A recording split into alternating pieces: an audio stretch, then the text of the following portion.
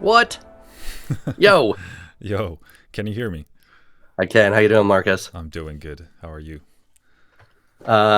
Waking up a little still. Oh, you're like a late sleeper. Yeah, Yeah. well, yeah, I'm definitely not a morning person. But since I started this new job about a month ago, Yeah. I've had to reorient my entire schedule because I have basically 9 a.m. meetings like every day of the work week, and so I'm now normally normally I would go to bed at like 2 in the morning and wake up at like 10 in the morning. But Yeah. now I go to bed at midnight and wake up at like 7:30 ish. Yeah.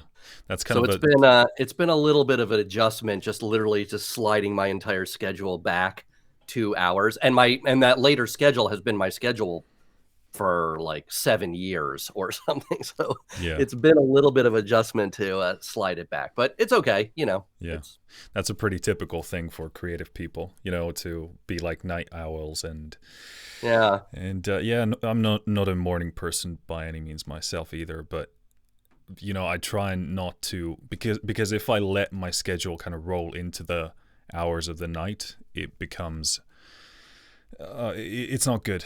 Like it kind of yeah, sinks everything in a bad way, and so that's why I try and wake up, at 9 or something like that, which yeah, is, sure, right. it's not like early, but for me, it's Yeah. pretty decent. Yeah, the going to bed at like 1 and waking up around 9, that would be ideal. Like it's the extra hour early that's like probably the painful aspect, but I'm sure I'll Yeah, get used to it over time and yeah, yeah, it'll yeah. be fine. Well, your studio is looking pretty cool. You have a nice Okay. mic there. What is that? That's just a hyper quadcast USB mic. It's got this cool feature That's a pretty intense name. Oh yeah, that when the light is on, you know the mic is on, nice. which is pretty handy. So it's an easy reminder. And all you do is you just have to touch the mic anywhere and it'll sort of turn off. So that's a pretty cool feature. And yeah, it's okay. Before I was just using my webcam mic, which was, pretty poor. Yeah, cool. So I see a bunch of stuff around you in the back. Do you have like acoustic, some walls behind the speakers, or is that Yeah. Yeah. Those are just acoustic panels that are behind. So those are the rear speakers. So when I mix and quad, those are the right? two rear speakers. And then, of course, my two front speakers Oh are yeah, in yeah, front yeah, of me. yeah, And yeah, I just put some panels behind them just to try to, bring some reflections down. The thing I haven't done in this room that I should have done when I moved in was hang panels in the ceiling. yep, So fortunately, nothing in this room is parallel except the floor and the ceiling. yeah, And so and the ceiling is sheetrock and there's nothing up there. Now, fortunately, it's actually pretty high up. Like if it was low, like right above my head, I would absolutely have to put panels up there, but it's actually like 11 feet. So the ceiling's pretty high up, but I really should have hung panels directly over my two front speakers just to, yeah, reduce some up down reflections. But other than that, the room has been pretty decent to mix in. yeah. That's the one thing that is missing from my studio here. I still need to get some panels above me, but luckily it's Mm. not too bad because the entire floor is covered in this extremely thick kind of like natural. I don't know what the material is. In Finnish, it's juuti. So I don't know if it's like ute or something in English. I don't know. Oh yeah, jute. Jute. We Okay. actually Yeah. just call it jute, like Jute or TTE or something like that. Yeah. Jute, yeah, Yeah. it's like a woven fiber rug. Yeah, Yeah. those are really good for That's some really good insulation. for audio. And I have like wool, like a thin wool sheet underneath it. So that kind Yeah, of counters most of it. And the whole room is covered in wood. So it's not like the yeah, worst kind right. of space. Yeah, no, it looks like a pretty nice environment. Yeah, it's definitely good.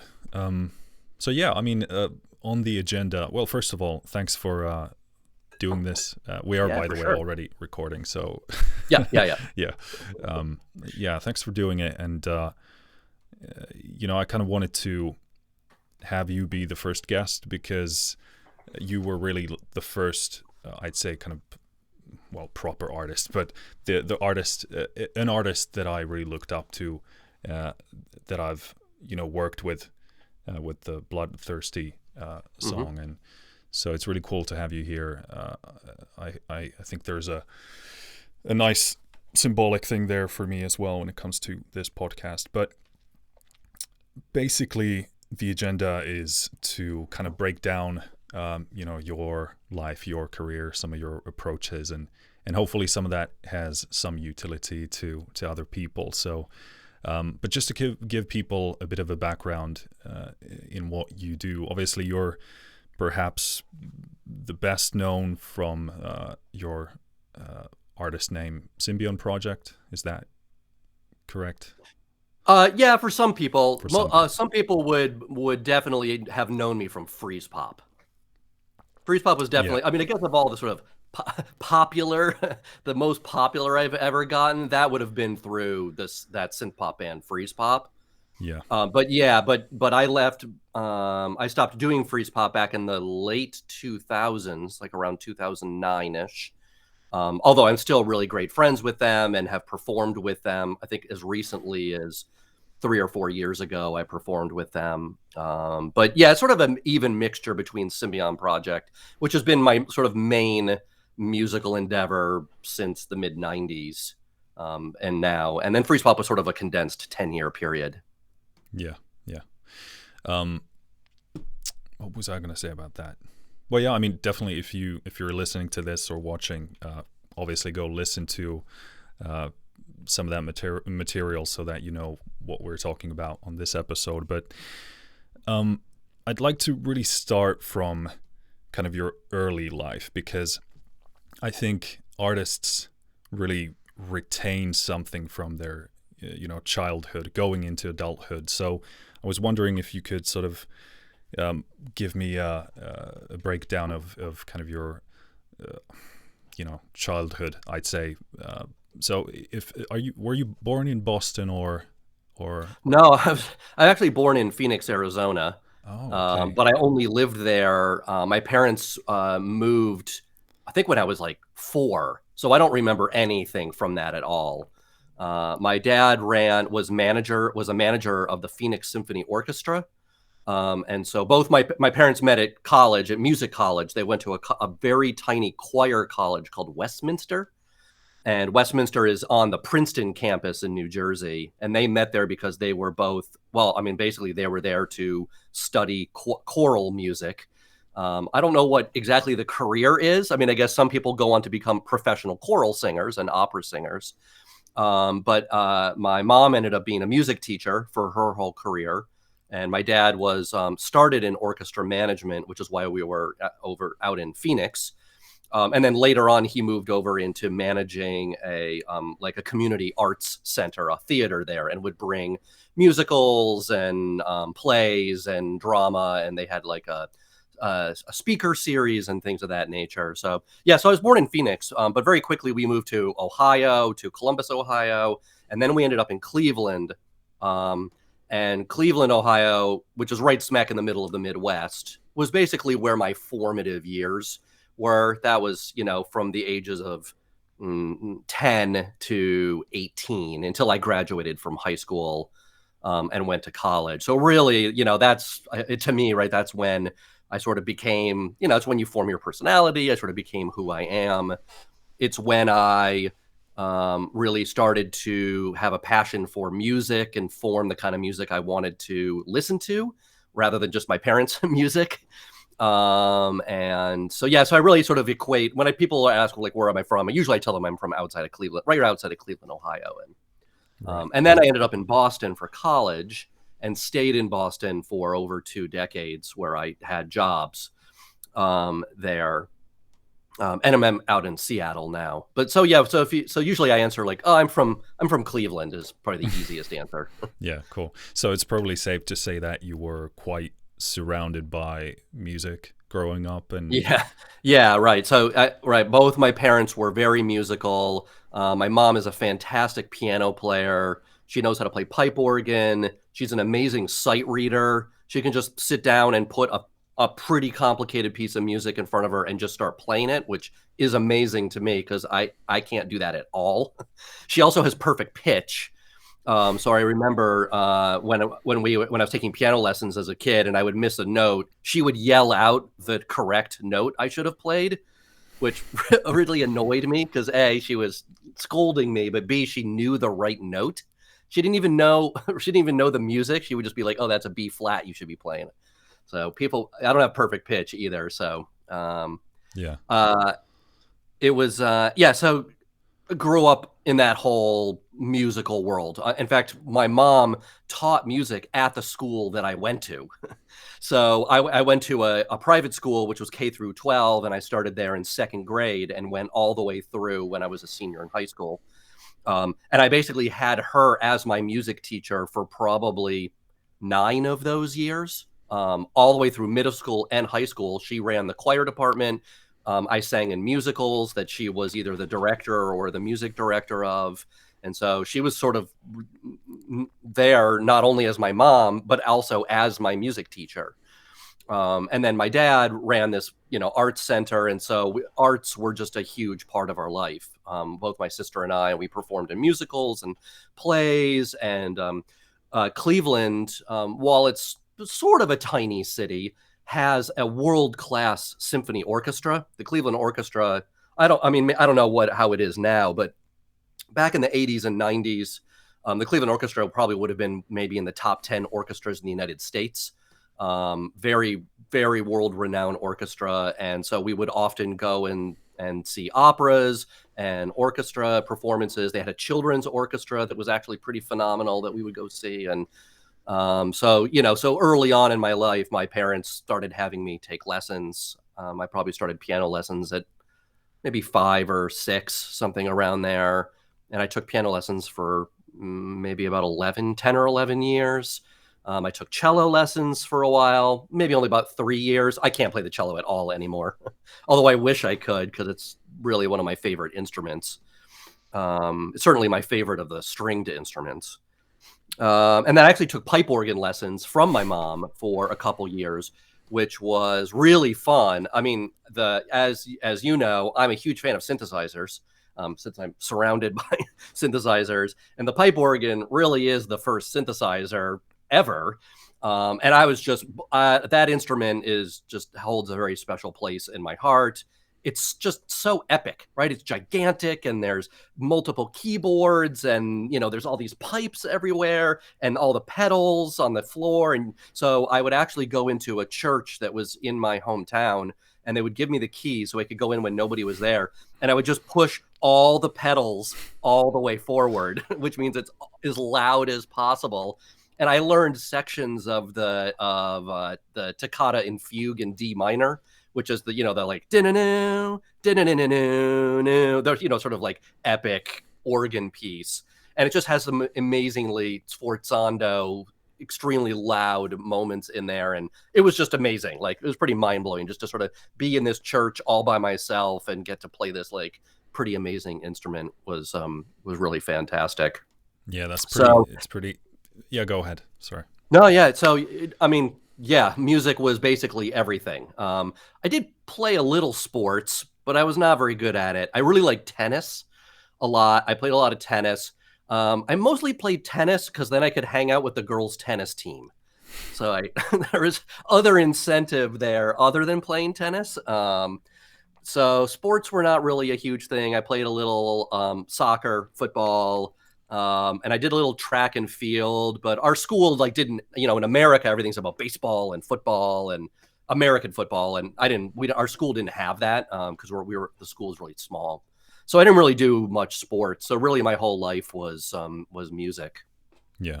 Did your parents sort of more directly direct you into a career in music, or was it sort of put out in the air and then they sort of let you figure out your own direction, or was it sort of more directly supported? No, well, they definitely supported me, but it was 100% my idea. They were really, they were pretty hands off with my sister and I about what we wanted to do and where our passions would take us. And that was, I think if they had tried to guide me into something, I probably would have rebelled and gone some other different direction. But they were, they were pretty cool. Even when at some point I basically got tired of practicing piano and taking lessons. I just didn't like it. And even to this day, I'm not a big, I'm not good at learning things because I don't have a good mentality of sort of buckling down and practicing. And that happened to me with piano. And so inevitably, probably, I don't know, sometime early high school, when maybe it was like 14, around that age, I didn't want to practice anymore. And I also was not getting better at the instrument. And so I think I also sensed that I might be reaching the end of my abilities.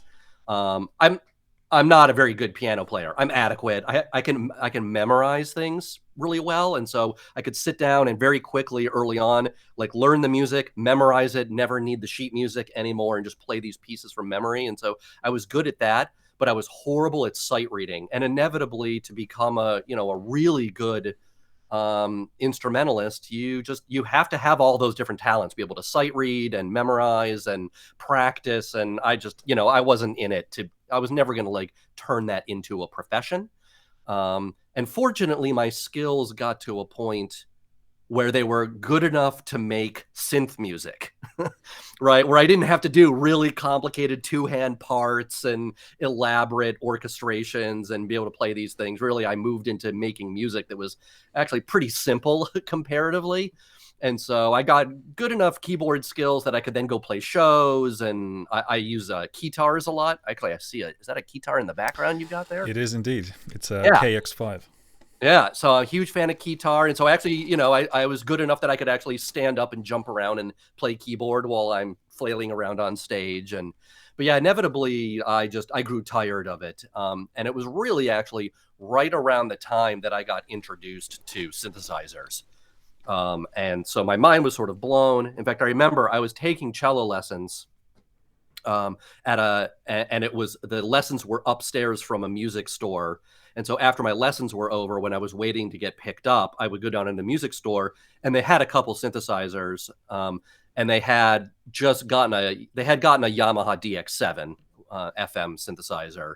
And my mom, for her school, had actually just bought a DX, what is it? Like a DX5. It was like the step down from the DX7. Instead of being, I can't remember how many operators the DX7 was, but anyways, it was a step down. But so both at school and at this music store, I would mess around with the DX7, and that was mind blowing. I never heard that before, right? The fact that you could make all these different kinds of sounds. It had sound effects. Like, I remember the helicopter sound, right? It's like, oh, this is the greatest sound ever. I can make it sounds like a helicopter, and my mind was sort of blown away by that. And so right around that time when I was like, I'm bored with piano, I stopped taking cello lessons. And I got really into synthesizers. And it was at the same time that I was discovering music that I was into, that it was not my parents' music. Now, fortunately, one of the bands my parents listened to was ABBA. They listened to a lot of ABBA. And so I listened to a lot of ABBA growing up. My parents had all of the records. And so I sort of secretly attribute a lot of listening to ABBA formulating my love for synth pop music and just well-crafted pop music in general. That have also might have laid the groundwork for my interest in mostly working with female vocalists in my long career. You're really you in particular are really one of the only male vocalists I've ever worked with. I usually work with female vocalists, and I sort of attribute some of that coming out of listening to ABBA as well. But in the mid 80s, I started to actually listen to music that I discovered on my own. And it was largely synth-based music. And so, I was getting into Erasure and Depeche Mode and Yazoo and New Order, and Red Flag and Information Society and all these sort of 80s synth pop bands that sort of, some of them were more on the pop side of things, like Information Society, and then some of them were on the darker side of things. And I really love the bands that straddled it, which is probably why I liked, of all the bands, Depeche Mode still resonates the most with me, because they could craft an insanely catchy pop song, but it was on the darker side of the spectrum, right? And that there was something, even to this day, that's very appealing to write a song that's catchy but dark, which can be challenging because catchy often means you're on the sort of lighter side of things. And so I've tried to thread that needle through my music career. And so, yeah, so really around probably 1985 or 1986, I got exposed to some of these bands and then exposed to some of the technology. And that really changed everything for me because I didn't want to learn the other instruments. I had saved up a bunch of money. And so I bought my first synthesizer, probably, I don't know, in 1988 or 89 timeframe.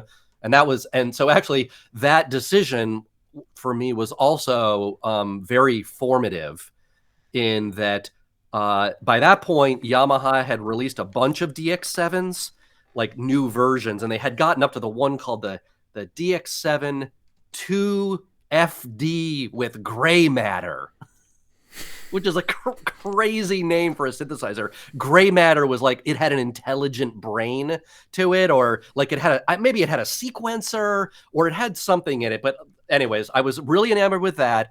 But right at that moment, Ensoniq released the EPS, which was their 12-bit mono sampler. And I remember going to the music store and messing around with these keyboards, and the decision to get the sampler was really formative because that really got me into sampling. And my whole career, even to today, largely the electronic music I make uses a lot of samples. Drum samples and string samples and libraries, and then manipulating samples and layering them. And so I think that if I had bought the Yamaha, the music I make would maybe have been different because of that there was something about getting a sampler that really changed things. And I think the other big thing was that that Ensoniq had a sequencer built into it. So with that one keyboard, right, it had the floppy drive and I could load in samples. It had a few basic effects, and it had a multi-track sequencer, and I could record my own vocals into it as samples.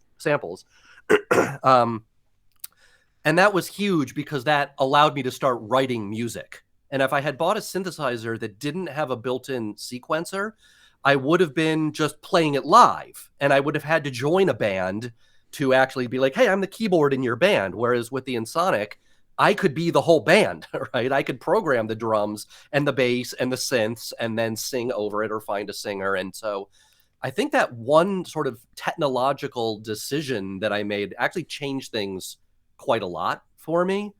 And I might have gotten sort of into a different part of music making if I had not gotten that keyboard. I don't know, who knows? Because back then, like, I didn't have very much money. So buying that one synthesizer was huge. I couldn't buy anything else, right? That was going to be the only thing I could own for a while.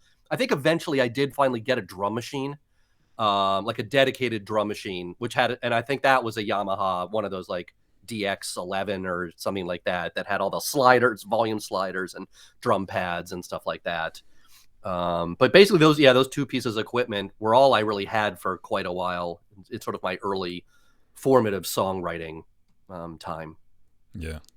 In that process, was there a specific moment where you knew that music was going to be your career, or like that you wanted to seriously pursue it? Or was it something that slowly crept its way into your life? I don't know. I mean, I can't point to any one moment that I was like, oh, this is it. I have to do this. So it probably was this slow thing. And I think by the time I was in my last 2 years of high school, I had gotten the keyboard. I had started writing my own music at that point. It was really bad, really, really bad. But you see the glimmers of sort of where I might have headed later on. And I started actually performing at some like high school battle of the bands kind of things, but I was going to see a lot of music. And one of the cool things was that fortunately, even though Cleveland was not really that big of a city, it was essentially the only city if you're traveling from the East Coast and you were in like New York and Boston and DC, and you were going to Chicago, which is a massive city, Cleveland was right there. It was an easy stop. Cleveland and Detroit. And so all these major bands came through Cleveland. And so between the period of like 1987 and 1991, I just saw an astonishing amount of bands. I saw Bjork and the Sugar Cubes open up for New Order, who opened up for PIL, which was Johnny Rotten's, John Lydon's band.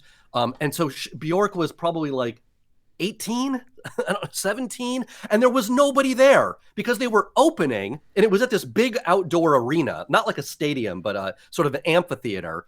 And nobody really knew who the Sugar Cubes were because they were huge in Europe, but they had only started to become popular. And so we showed up early because we love the Sugar Cubes. And today's day, Bjork is one of my favorite singers of all time. And there was like, you know, there normally should have been like 15,000 people there, and there were like 1,000 people there. And so she took her wireless mic and she was actually wandering around in the audience, like going up to people and just like performing out there because there was nobody there. And, you know, they were good sports about it all. But, you know, I saw Depeche Mode for the Violator tour. I was a huge Cure fan, so I saw the Cure for the Disintegration tour. I saw Information Society. I saw Nine Inch Nails before Pretty Hate Machine came out.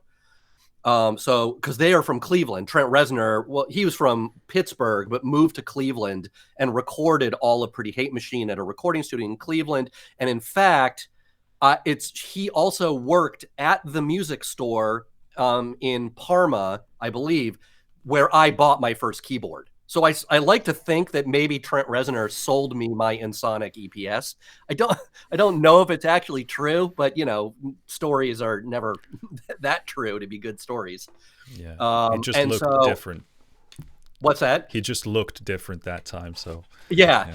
In fact, I saw his band, the Exotic Birds. It was a band he was in before Nine Inch Nails opened up for Information Society. And so that was actually I think that was the first real concert I went to on my own. I had gone to some concerts with my parents, but I saw Information Society and Exotic Birds opened, and then that was Trent Reznor's band, and then he left Exotic Birds and formed Nine Inch Nails. And so hearing Nine Inch Nails got me into industrial music. And so I got really into Skinny Puppy and My Life with the Thrill Kill Cult and Nights Are Ebb, and all those sort of darker synth bands. And I just saw so many bands. It was just amazing. That had to have been huge, right? Just seeing people perform and the energy of being in front of an audience or being in the audience. And I definitely wanted to do that. I don't think I wanted to make it a career. I don't think I ever looked at those people who were like, I have to do that as my entire like job or life or whatever. But I knew that looked amazing. Like I want to be that person up there doing that cool stuff. When I saw Nine Inch Nails, I had just bought my Ensoniq, which was like $2,000. So I had saved up. I was like mowing lawns and all this stuff to like buy this like keyboard, which was my prized possession. And about halfway through seeing Nine Inch Nails, he was a huge fan of Emax, EMU samplers. And halfway through the show, he literally destroyed this keyboard. There were keys ripped out. He was swinging it around by the power cable. Beer was getting poured on it. And there was this moment where it stopped working, and a roadie ran out, picked it up, threw it off the side of the stage, and set a brand new one down and turned it on, and he kept playing. And my mind was blown because he basically just destroyed my keyboard to me, right? Like the $2,000 thing, he just destroyed in one show, and a brand new one came out. And I was just, I don't know, there was something super rock star about that, I guess. You know, it's sort of the equivalent of smashing your guitar on stage. And so seeing all that amazing music really was an inspiration. And because I was starting to get into the technology, the samplers, that was sort of when I knew that was a path I wanted to go on. The other thing is that I really was not good in school. I was a very average student. I'm really bad at math, which is a bummer because math and music technology, that they go hand in hand, right? Music is math. And so it's sort of a bummer. Of all the regrets I have, sort of like learning regrets, not getting better at math has been pretty painful. And has actually hurt me a little bit in my career because I just don't know a lot of math.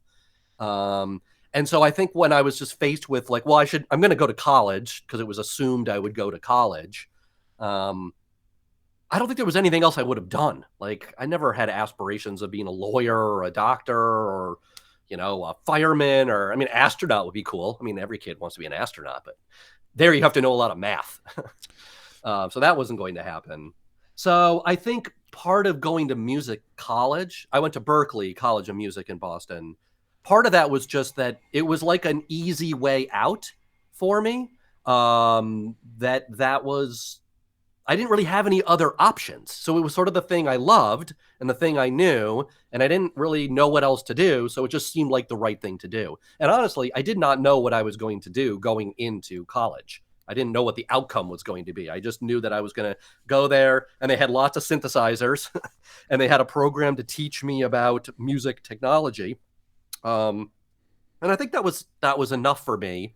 And fortunately, going through that 4 years, I then sort of figured out where I sort of wanted to go. But really, I think if I look back at my entire career, both from a creative musical point of view and then the sort of actual career aspect, the job aspect, I sort of largely have fallen into things and have let opportunities sort of guide me in the directions that I ended up going.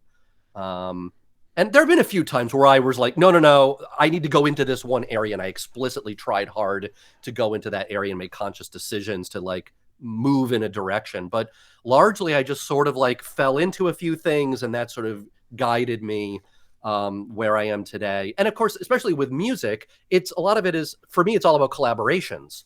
And so a lot of the music I make has been dictated by meeting people like you, who I connect with musically and just, aesthetically and personality wise. And that has guided the kind of music I make, is who I've sort of stumbled into becoming friends with.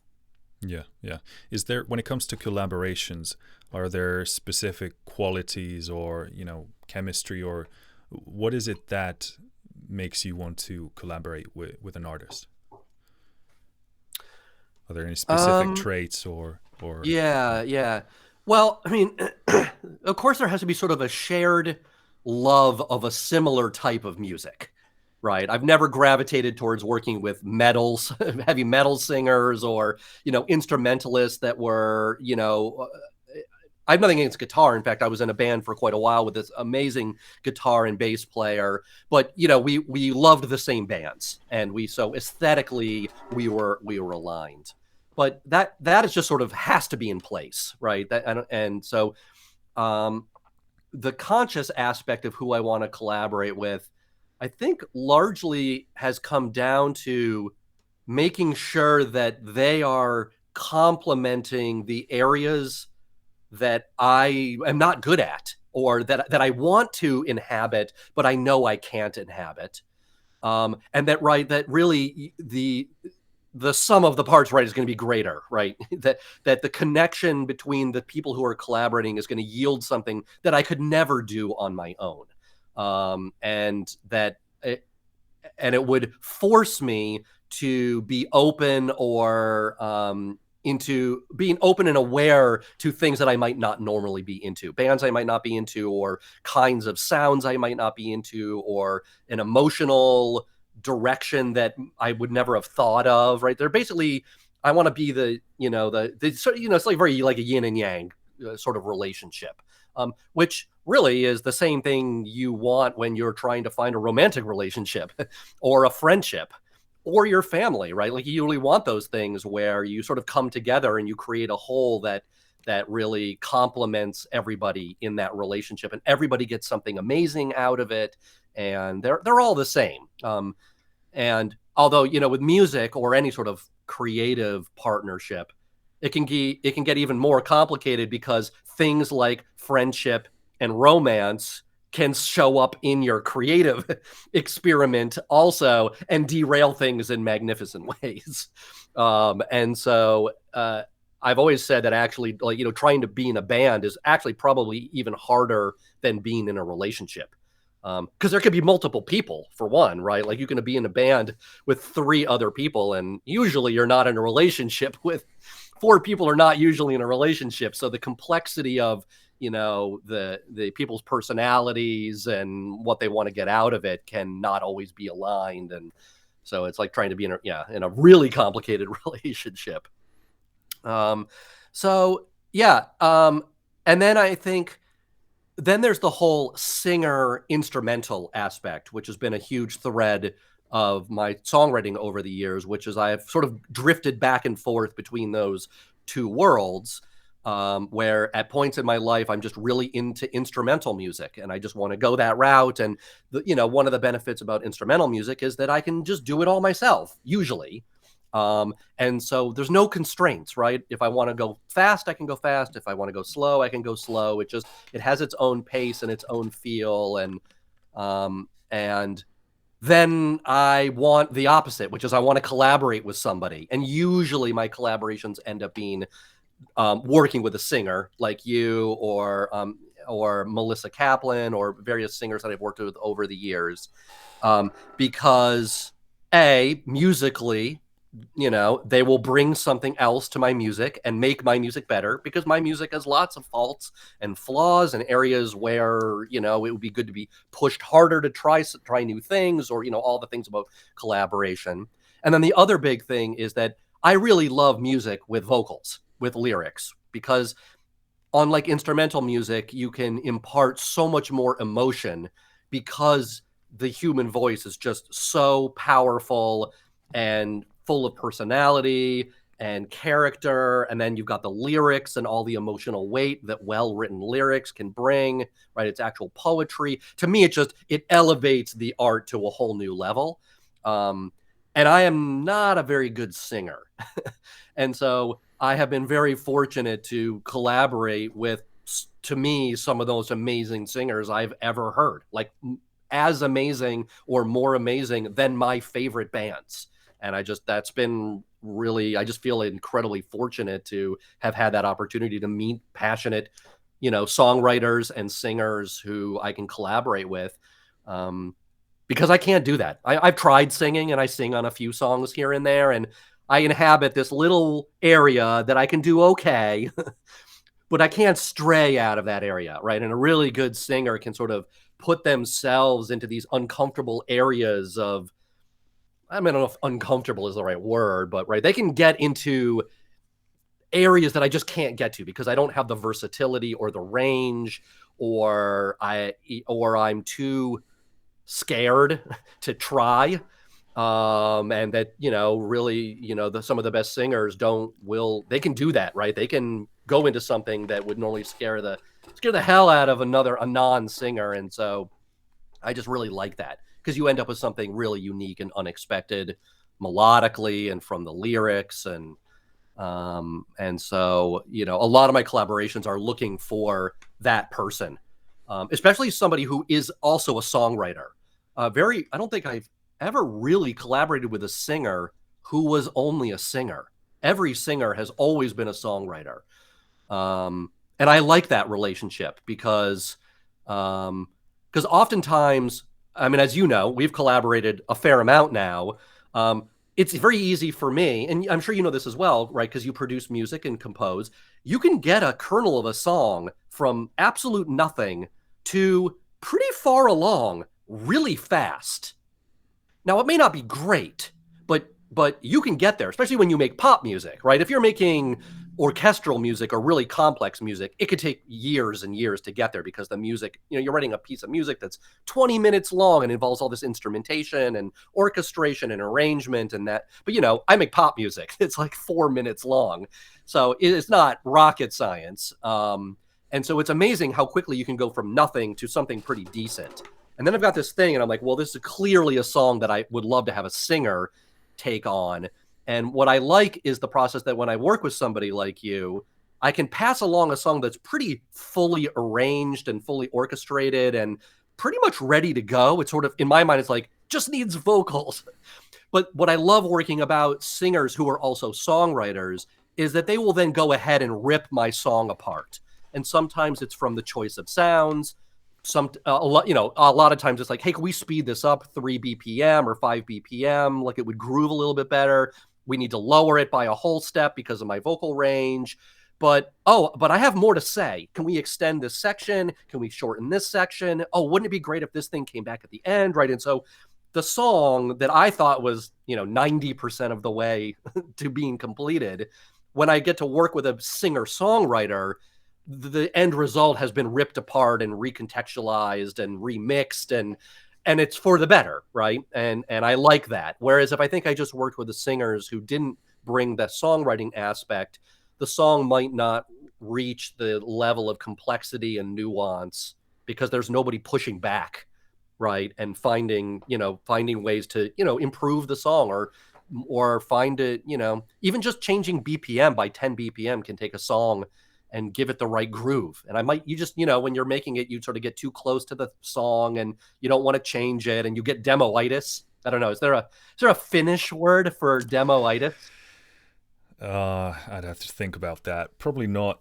There should be. I mean, even demoitis, right, is a made-up English word, right? Yeah. But you make this thing and you just fall in love with it, and you never want to see it change, even though it needs to change. And so you're holding on to this thing that, and I think I've been pretty good at that. I mean, there are times where I fight a battle because I love something so much and I believe in it, but largely I try to keep myself open to incoming feedback, even if it's not coming from the person I'm collaborating with, right? I play mixes for people all the time because even non-musicians, just because I'm interested in getting feedback that doesn't even come from somebody who knows audio production, right? Basic things like, wow, those background vocals are beautiful, but I can't hear them. I was like, oh, you're right. I was so focused on the main vocal or some other aspect that, things get lost and they call out something that, makes the mix better that I wasn't even listening to. Yeah. Well, it's the collaboration process has been super fun with you, and it's very interesting to me because I'm receiving these, basically finished tracks or like these very refined things, but then I start to think about how can I do my thing on this track in a way, and it's a very unique way for me to actually work because and it has led me to results that I would never have done if I would have written a song on my own. So I'm definitely grateful for what we've been up to, and it's been super rewarding for me. I just want to jump back a bit to the career part. So let's talk a bit about Harmonix, the company you worked at. And I think it's going to be relevant because probably some people listening or watching want to do something along the lines of that. So for those of you who don't know Harmonix, it's the video game music company behind games like Rock Band and Guitar Hero and Dance Central and Frequency and Amplitude. So how did you end up working at Harmonix, and what was that experience like? Obviously, if there's something private about that you can't discuss, just leave it out. No, all that is now, Frequency, which was the first game I worked on, and it was the first game that Harmonix made, actually just turned 20 years old like 2 weeks ago. So it was quite a while ago now, which is scary and interesting, both scary and interesting. But yeah, I think earlier on I touched on the idea that in my career, I sort of like fell into a few things, and those things ended up being like really influential sort of moments in my career. And Harmonix was definitely one of those. And I get people who are also starting in the music industry in whatever aspect of it, and they ask for advice about like, well, what should I do? And everything comes back to just meet people and form friendships with people, because you never know where those friendships are going to go, right? Like at some point we should talk about like how you and I met, right? And because you never know, right? Like suddenly you meet somebody under one context, you might just have a simple question about something, and then you never know, 15 years later, you're married to them, or you're writing music with them, or you're working with them, right? These friendships last your whole life, and you never know where they lead. And largely that has happened in my life. And the other thing too is it's always, and there's this whole element of luck about sort of being in the right place at the right time and knowing the right person. And the other aspect of knowing people is that it may not be that you end up working with them or writing songs with them, but you might end up working with somebody who is like their brother or something like that. And so Harmonix specifically, I was working at Lexicon, which is an effects processor company that makes reverbs. They're probably most known for their reverbs, the 480 and PCM 90. And it was a fun job. I was just doing QA. I was building reverb presets and listening to reverbs and doing a lot of critical listening. But I was an entry level hourly worker at that point, and I really wanted to start my career. And one of the guys at Lexicon one day was like, said, "Hey, my brother works at a video game company here in town, and they're making like a techno music game." And he said, "Well, you like techno, don't you?" I'm like, "Yeah, I love that stuff. I love dance music and electronic dance music and stuff." And he's like, "Well, you should go and play the game," because he's like, "I think you would really like the game they're working on." And I'm like, "Okay, that sounds good." I don't play games at all. I mean, I had an Intellivision back in the day, right? The Atari competitor. And I really loved it when I was 12. But I never played very many games after that. I think the only game I ever spent any time in was Doom. I played a lot of Doom in college. I think like a lot of people in that time frame. But I didn't play games, and I didn't know anything about making games. I had never considered a career in making games, any of that stuff. But he's like, "You should check out the game because it's about techno." I'm like, "That's cool." And then so I think a few days later, I came into work and he said, "Oh, I got you a job interview there." Because he knew I was sort of unhappy at Lexicon, and I wasn't going to be. I'm not an engineer. I don't have an electrical engineering background. I don't have a computer science background. I'm not a DSP engineer. I could never go into that world as a career without going back to school and becoming an engineer or a programmer. And so he knew I was looking, and so he got me a job interview because they were looking for an entry-level audio person who could write techno, drum and bass, synth pop, house, sort of different flavors of electronic music, because they were making this music game. They had almost no budget for the music. They had a tiny little budget, so most of the music was going to have to be composed for the game, and they needed somebody to be able to come in and compose all this music and then also help bring some music technology ideas and a little design insight and that sort of thing. And I got a job, and like a few weeks later, I was now working at a video game company, which was amazing. And then I ended up doing it for 13 years. So it really became my career at that point. And I think if and it came because I knew this one guy and he had a brother, and they just connected me. Right. It wasn't like I was looking in the newspaper in the help wanted section or anything like that. And then at Harmonix, it was just a perfect fit because the first two games they made, Frequency and Amplitude, were largely electronic music. And there was a lot of authoring of other band songs. So we were getting multi-tracks from bands like Weezer and No Doubt and Garbage. And then I got to like get my hands onto multi-tracks from other bands, which was cool because I get to hear like dry vocals from Weezer. That's pretty cool. I'm a big fan of Weezer. But then I also got to write my own music. And those two games, they got a little audience, but they didn't do super well. It wasn't until Guitar Hero came out that the company went from I wouldn't have called them like an indie company. When I started at Harmonix, there were only about 25 employees there. It was very small.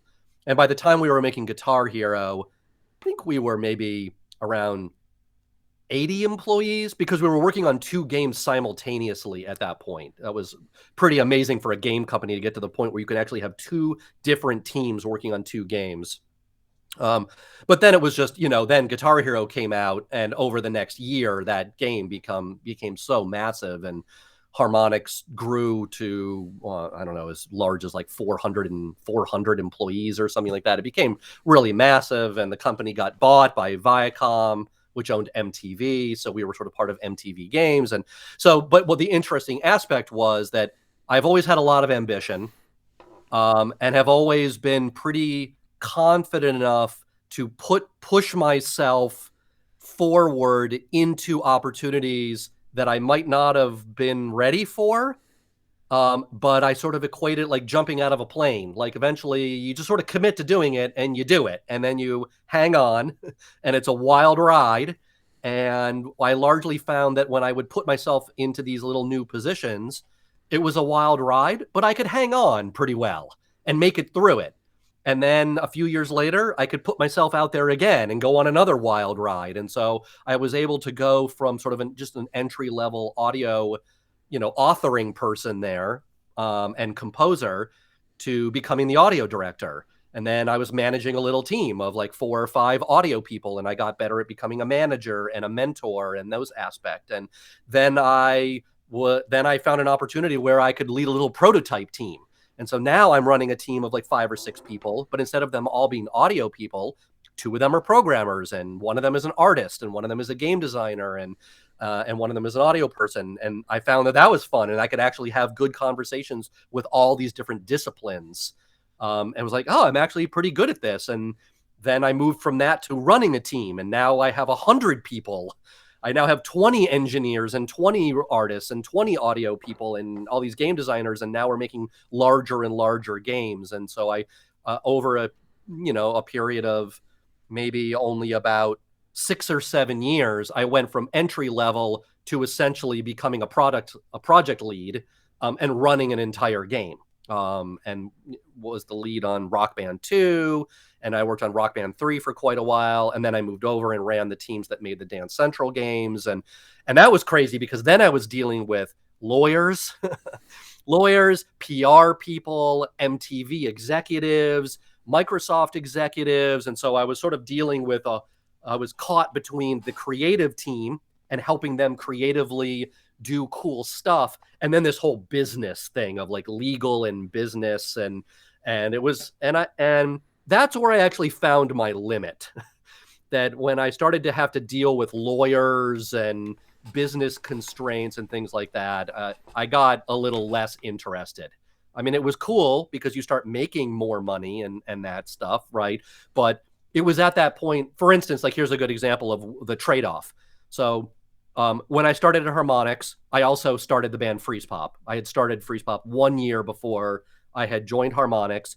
And then at Harmonix, they were like, well, we need music. And so I'm like, well, I've got this synth pop band, so I'll put a Freezepop song in there.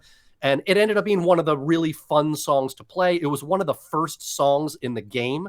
So very early in the game, you would hit this song, and we started to get fans from that. And because I owned the song, Harmonix used that song a lot to like promote the game, because they didn't really have rights to use some of the bigger songs. So they used my song a lot. And so we got a lot of fans. And so then when we came out with the next game, we put another Freezepop song in. And when Guitar Hero came out, we put a Freezepop song into a guitar game. We were like, had no guitars at all, which is why we wrote the song Get Ready to Rock, because we always thought it was really funny that we were the least rocking band, right? No drummer, no guitar player. We're this like cheesy little synth pop band. And so we always had this like sort of tongue-in-cheek approach to like rocking out. And so we sort of like got into the Guitar Hero games, and it really sort of built that band up. And a lot of the band's momentum came from being in the video games. But as my career changed, and I started to have more and more responsibility, and then Freezepop started getting more and more popular, there was this moment, around 2007, 2008, 2009, where the band was getting asked to, I think at that point, the band was playing maybe 80 shows a year. Like, that's a lot of shows for a band that essentially has no record label. Although I think by the end there was when we finally had our first sort of like major label, sort of an indie label part of a major label. But, the band was getting asked to go play in Turkey. They got asked to play in South Africa. They got asked to play in Australia. And so there were suddenly all these opportunities for the band to go play these shows overseas. And, and really sort of help the band. And I couldn't do the shows. I literally couldn't leave. I didn't have the vacation time.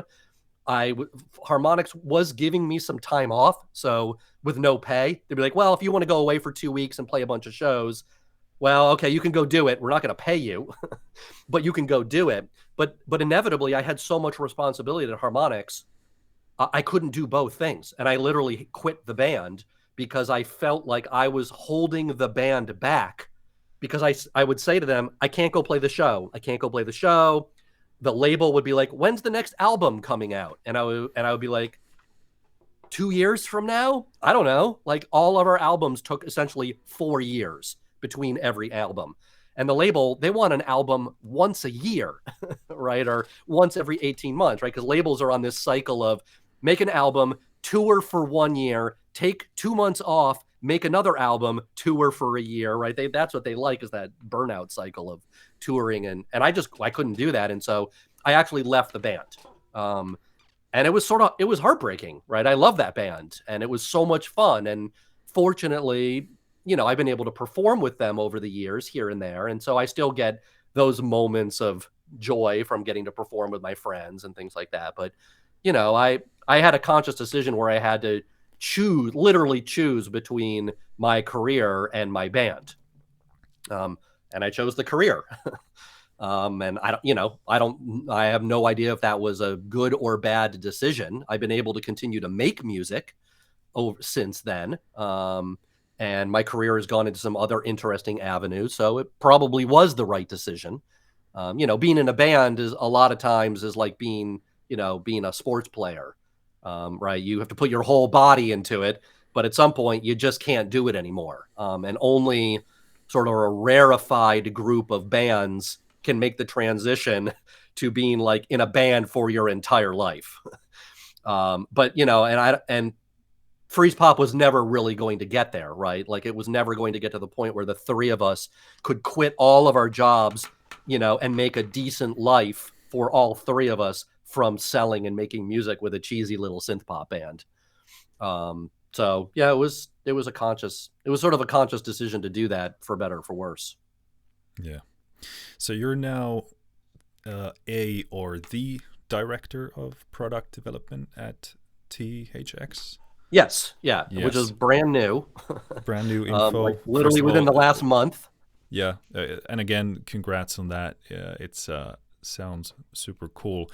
I think I'm going to use that as a segue, because I know that you've been, very into surround mixing, and you've been doing like quad mixes and stuff like that. So obviously, Atmos has been in the cinema world for many, many years now. Yeah.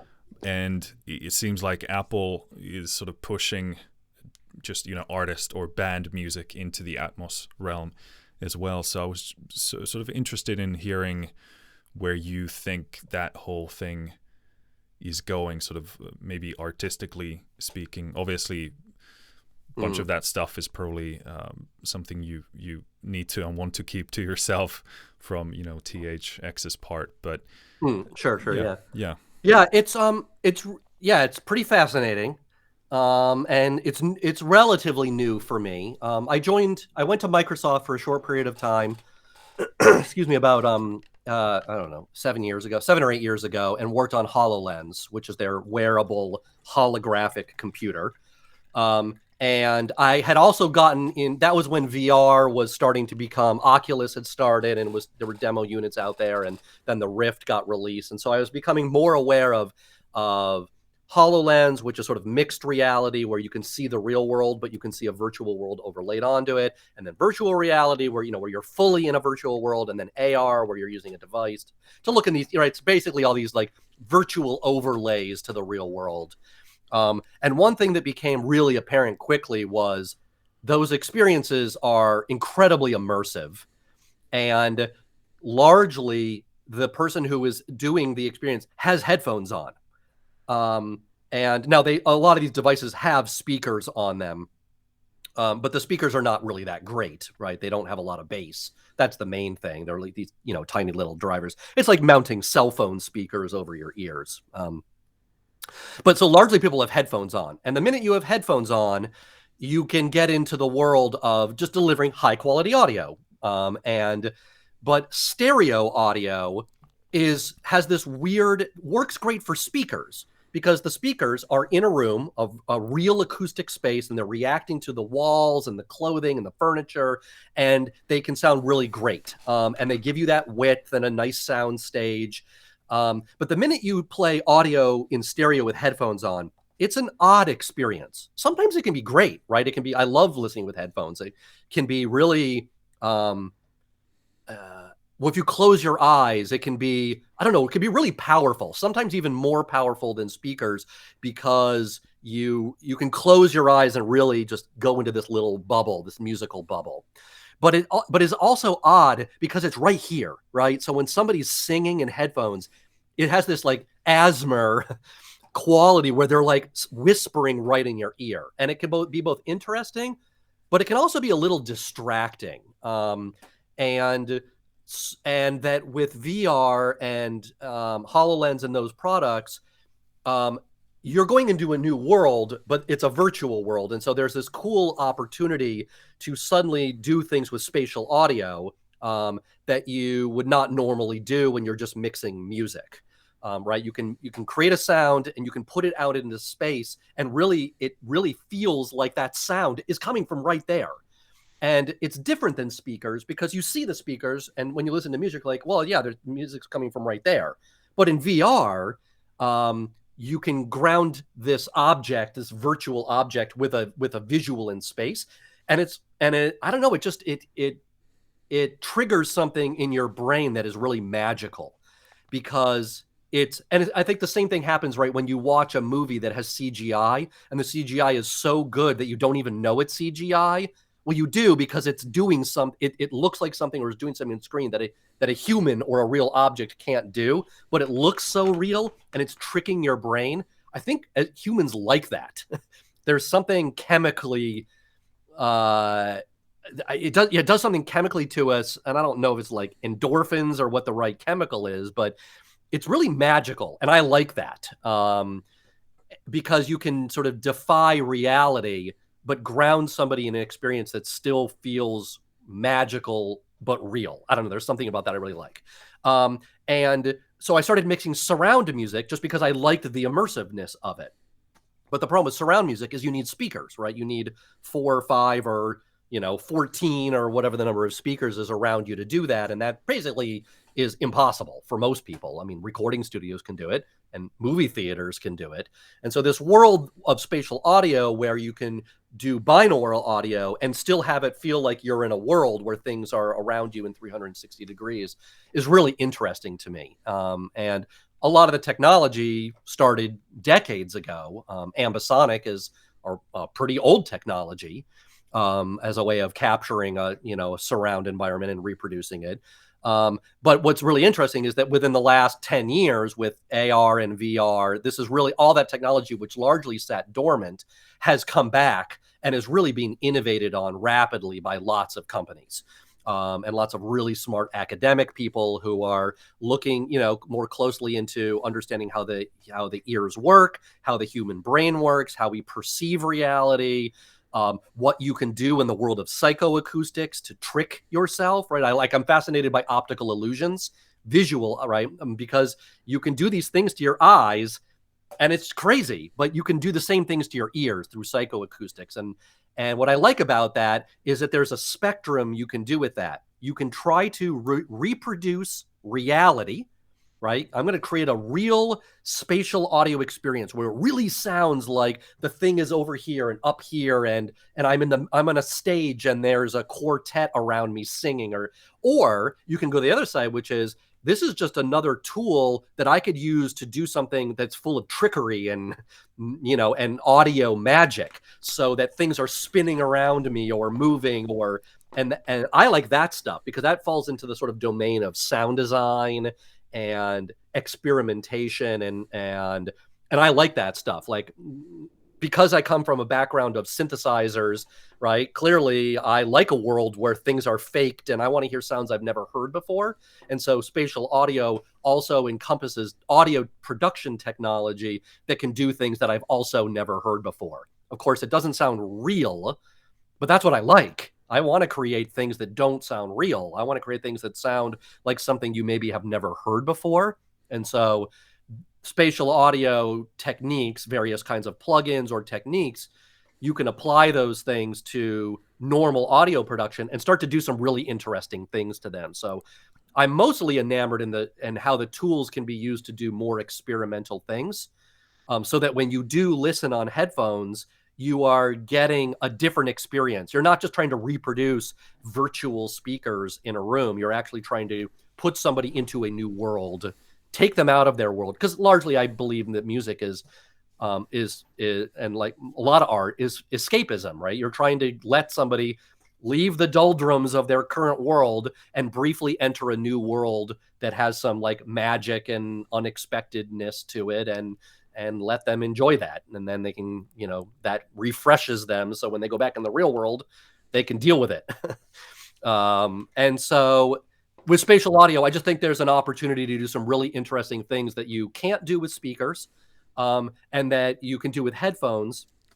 And then coupled to that is also this big technological leap that's happening now with sensors, right? Sensors that are in the headphones, head tracking, cameras that can follow your hands or follow your head or your whole body, and they can do all these elaborate things. There's this sensor awareness of our world that unlocks some really fascinating things.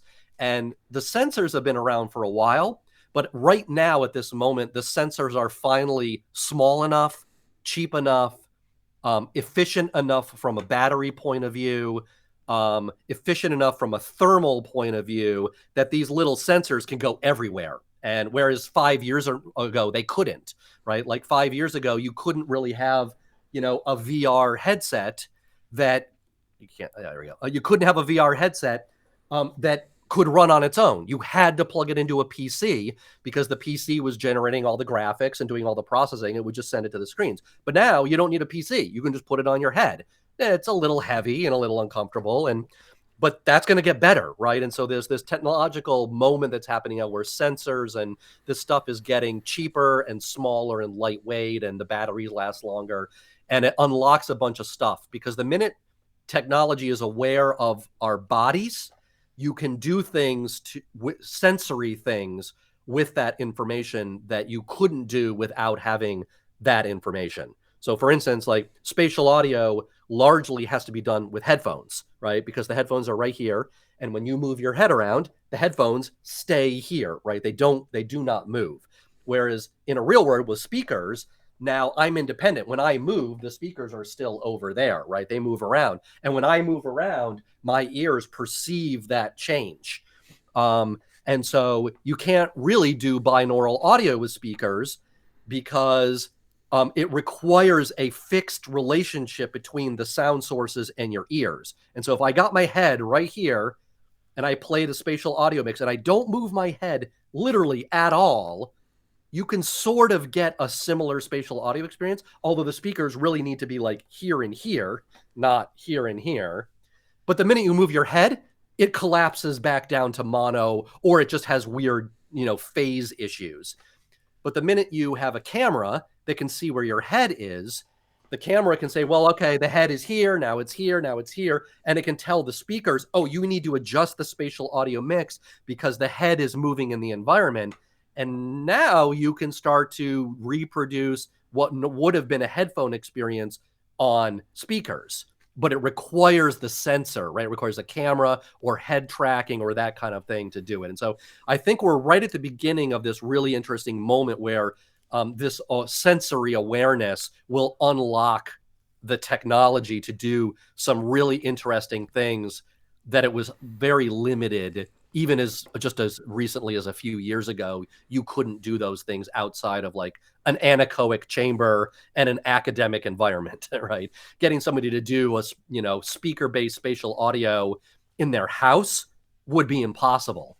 But that is moving to be totally possible right now. And it's sort of really fun to be in the world of spatial audio at this moment where these sensors help unlock these experiences. Of course, it comes with a trade-off, which is now our worlds are surrounded by sensors, right? Everybody has an always-on microphone in their living room all the time. They've got cameras on the top of their TV set. They've got cameras in their, in their laptop. They've got head sensors and head tracking in their headphones.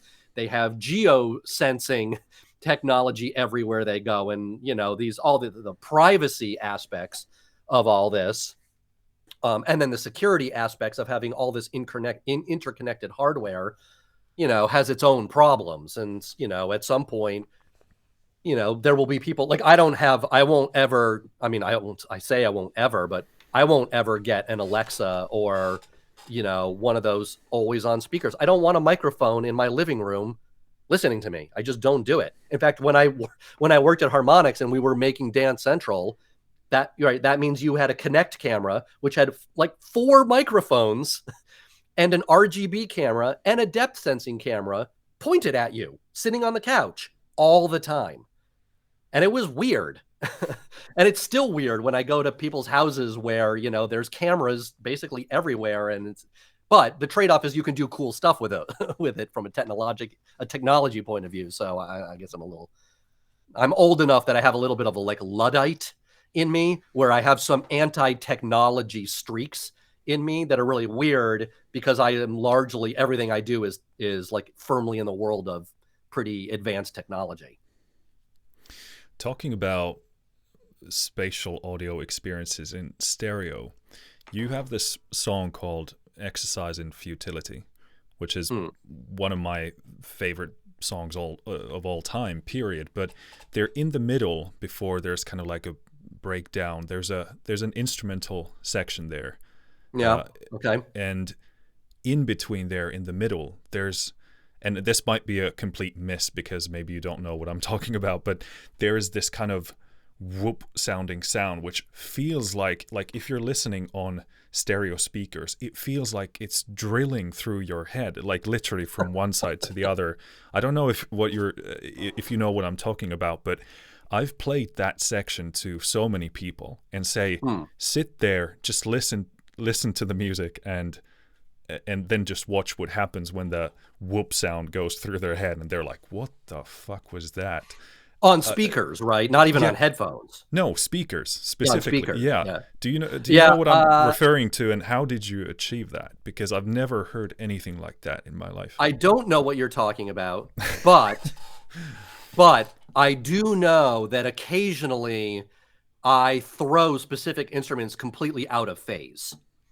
And my guess is that there are 2 things that would cause that. One is that I largely deal in sounds that are natively stereo rather than mono. So a lot of the synthesizers I have, right, when you press a key down, you're getting something that is already wide, right? It's got multiple oscillators that are being panned, or it's being run through an effect that is stereo, like a stereo reverb or stereo delay. And then, of course, because going back, like the fact that I said earlier, I do a lot of sampling. I did a lot of sampling off of vinyl. I did for quite a while. I haven't done it recently, but back in the mid 90s through the mid 2000s, I had accumulated a large collection of samples that I had gotten off of record, and not really captured very clinically or carefully. The turntable was probably like a crappy $40 like used turntable. The phono preamp would have been something that I probably got at Radio Shack for like $40, that had, probably not really good phase alignment in it or anything like that. And so I would get these stereo samples from vinyl, which of course has all the vinyl aspect in it, right? Noise, crackle, phase problems, harmonic distortion, especially at low frequency. So all of the weirdness that vinyl brings to audio would have been in the sample. So I've got a string sample, but then it's coming off of vinyl, right? So you've got all that extra noise.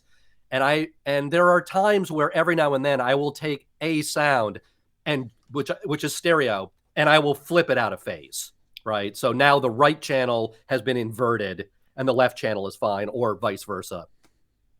And then a lot of times those things are just a layer in the music, and they're also being auto panned or moved around. Because for me, like, as you know, I make very dense music, right? When I look at my mixes, there's dozens and dozens and dozens of layers that form what sounds like one synthesizer sound, but it's not one synthesizer sound, it's many layers. And so from a mixing point of view, I'm trying to like balance all these things and get them to all work together, and that you hear certain aspects. And so moving them around and finding the right place stereo wise is important. So, but my guess is that it was out of phase intentionally, which means that there was one little sonic piece in there that was moving around and out of phase. And those are the things that sound like they come from behind you, right? That's how early surround sound was done. They would, right, take a stereo signal and they would do like a left minus R, or they would do some, phase, process on it. And then they would take that, and that became your rear channel, right? Because that's how you could fold it back into a stereo signal, right? So the decoder would look for anything that was completely out of phase, and then they could extract that and put that to the mono rear speaker, because that's what the original Dolby surround sound was basically just like one mono speaker behind you, or it had stereo speakers, but it wasn't in stereo. It was still mono, and they did that with phase. And so I think that that's largely probably what you hear is an out of phase sample, which means that, because it was stereo already, it already has it could be out of slightly weird phase anyways, because I wouldn't have corrected it in any way. And then I just threw it out of phase. And so it just pops out of the mix as this occasional moment where you're like, whoa, what the hell was that? Yeah. That's my guess. It kind of sounds like maybe like a pitched synth going from like whoop, like from low to high, and then it's out of phase, and then I think you talked about panning, so it literally feels like it's drilling through your head, and I guess that's probably what it is. Well, I'll have to go back and listen to that now, because I sort of know what you're talking about, but that album is now, that was 2009, so quite a few years ago, so I should go back and listen. Yeah, for sure. Jumping back to the kind of the fundamentals of your artistic process, what does like a typical creative process of writing a song look like for you? Like, for example, with Symbion Project, how do you typically start writing, or is there even such a thing as a typical process for you? Yeah, I would say over the years I've sort of fallen into a few different ways of starting things. I think a lot of it comes down to what the project is going to be. And I have found that if I look back over my career, usually it's this thing where I work on an album that I know is going to be a lot of collaboration and a lot of singing, that there's going to be singing all over it. And either that's working with one singer on a lot of songs, or wording a bunch of songs and working with a variety of different singers. But those are the hardest records because they involve other people, other timelines.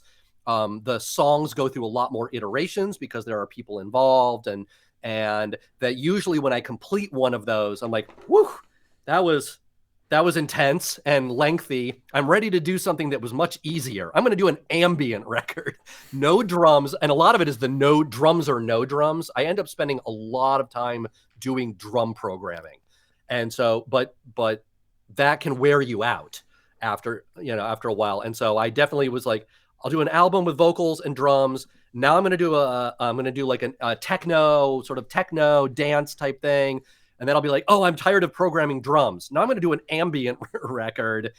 And then by the time I finish the ambient record, I really want to make music with singers again. And so I repeat this cycle. And I think if it's not been absolutely perfect, but you can look back at my arc, especially with different bands, and be like, okay, there's the vocal album. There was the instrumental dance, IDM, techno record. There's the ambient record. There's the vocal record. And it sort of does that loop. And sometimes it's not even within the same band, right? Like I would start side projects specifically so that I started this band called Elixir specifically so I could do more poppy synth pop music. I had missed making music with Freezepop, and I wanted to do something that was more dancey and poppy and lighter and not really dark sounding, but it didn't really fit within the aesthetic of Symbion Project.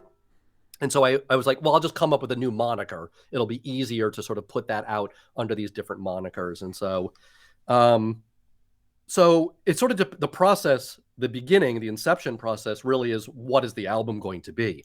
So when I made an album like Gishiki, which is ostensibly an ambient album, that album was started because I had really gotten into Japanese music, pentatonic music. They have many, many pentatonic scales in Japanese music. And I wanted to get myself out of thinking from a Western music point of view.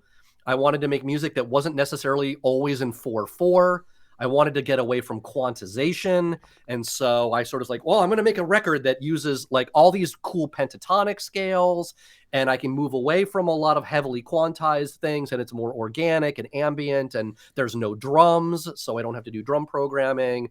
And so like beginning a song for that would largely be probably getting finding the patch on the synthesizer that was going to be the sound I liked. I really got into this synthesizer called Kyvo, Kaivo, by this company called Madrona Labs that are actually here in Seattle. And he makes this synthesizer called Kyvo, which is essentially trying to reproduce how real instruments in the world make their sounds, how wood resonates or metal resonates, or whether the string is being plucked by a finger or a pick or a plectrum or a hammer, right? Which is how you get between a piano and a harpsichord, right? Harpsichords are being plucked by a plectrum and pianos are being hit by a hammer. But the strings are ostensibly not that different, but you get a completely different sound. And so he's doing all that sort of physical modeling in that space. And I got really into it because he was modeling a lot of harps and Japanese koto. And so I would load that sound up and be like, oh, I love this sound. And then you would tweak it so it's doing something interesting over time. And then you, of course, effects. Like effects are my favorite thing in the world. I love effects. And so I start running it through lots of effects, right? Lots of really long reverbs and delays, things that are pitch shifting it up and down an octave or a fifth or a fourth randomly. And so you could basically play one note and it turns into this expansive thing. And then you start to play, but you're reacting to the effects. And I really love that world. So largely when I'm making ambient or more experimental music, inevitably I've created a pretty complicated patch that has so many layers and changes to it that the way I then play that patch is being dictated by what I'm hearing. Whereas if I, had taken a lot of it off, I might play something different. I might feel like I have to play more music because the sound is not doing as much. And I can get the more it does something interesting, I can be more minimal in my playing. And I get really inspired by that. And I'll sit there for hours and just play these sounds. And inevitably patterns start to emerge, or a chord progression or a motif starts to emerge from that. And then I'm like, oh, I've got this little kernel. And I'm just like recording either the MIDI or the audio. And then once I've got that, then it's easy. Then it's just build it up, add layers, and then the layers like, oh, I actually want to go into a different section. But the beginning is the hard part. If I'm making drum-based music, I often start with drums. I'll be sitting in front of a drum machine or a sampler, and I'm programming drums. And that's where having like Eurorack is super fun because it's a real drum machine. I don't really like doing a lot of drum programming in the computer until later on in the process. At the very beginning, I want to sit in front of like a physical device with knobs and things. So I love drum machines. So usually it's starting from that, right? Creating some sort of pattern, a vibe, just even how fast or aggressive it is starts to lead you in a direction. But because I know the kind of album I want to make, I can discard things really fast. Or I can be like, I made a cool drum machine patch, but I'm working on an ambient record. So this isn't going to work. I'm going to quickly set that aside and, focus on the things that will push that album forward more quickly.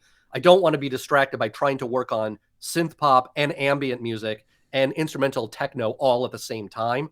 I sort of want to inhabit one world And as you know, doing audio production, you largely want to build your studio to be ready to do that one thing, right? All this gear does lots of different things, but you sort of have to set it up to be, it doesn't do everything right away in like, it's like I want to get my piano set up because I want to have all those patches ready, and I want to have my modular set up to do things more ambient, which means I want to have all my things plugged into all the different effects right away. Whereas if I'm going to make a techno record, I want to put all that away, and I want to have 4 drum machines in front of me, right? Because I want to like live program those drums. And so largely I want to set up my studio to facilitate that creative process to be fast. And some of it is selling gear. I mean, as you know, I think one of the things about making electronic music is that after you have used a piece of gear to death, especially on a release, you don't really want to use it again. Because if you use it again, it's hard to get creatively inspired because you sort of went through that whole arc with it already. And if you really want your next release to sound different, you can't really use the same piece of gear. It's going to sound like the last thing. And so some bands, right, they just choose their gear and they just go nuts, and that's what they do their whole life. I have this drive to make every release be very different sounding. And so largely that means that I end up looking at this gear and I'm like, you know what? I love this piece of gear, but I'm never going to use this again unless I make this same album again. And I don't want to make the same album again. So I either put it on the shelf because inevitably I might come back to it, or you just move on, you sell it and get something new that will be creatively inspiring. So I see this a lot from friends who are like constantly selling synthesizers because they're ready. They want the money to buy the next weird synthesizer that does the weird thing that inspires them. And I get pulled back and forth between the hardware world and the software world. And for a long time, I was fully in the hardware world using only vintage analog synthesizers and external effects. And over the last few years, I have been pulled back into the soft, in the computer side of things, and soft synths and sample libraries, and all this stuff is pretty expensive. So inevitably you end up just selling half of your equipment to buy plugins or something like that. Yeah. I think this is a good opportunity to use that as a segue to get into some synthy, nerdy stuff. Yeah, sure. I'm gonna ask one simple question and see where we land from there. But what is your favorite synthesizer and why?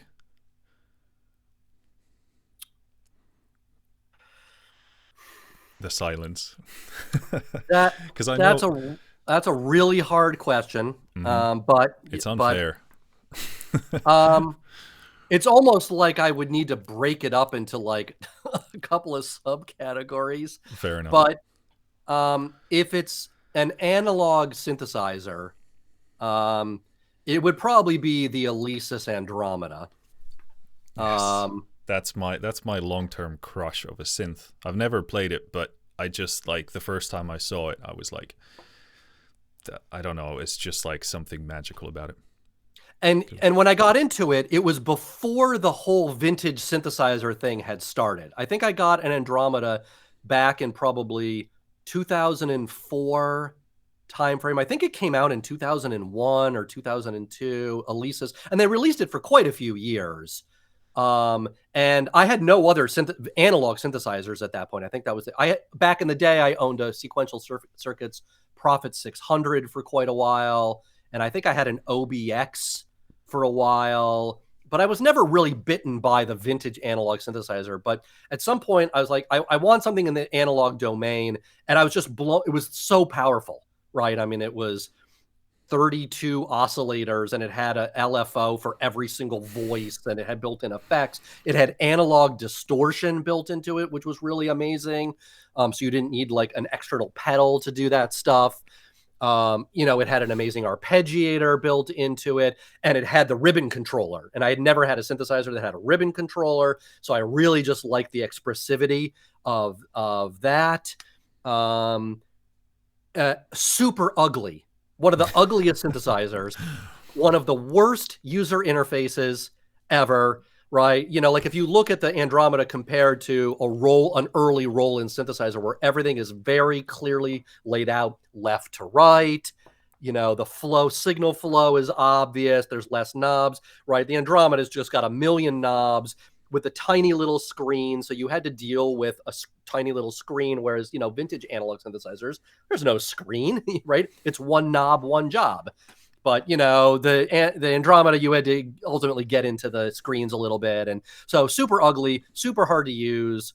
But just, it was the most epic synthesizer. And you could do vintage sounding Wendy Carlos style switched on Bach type of sounds. You could do really expressive sort of like 80s pop music because it had all the, with the mod wheel and the ribbon controller, but it also did some really amazing sound design kind of things. And so that from an analog synthesizer, that would probably be my favorite.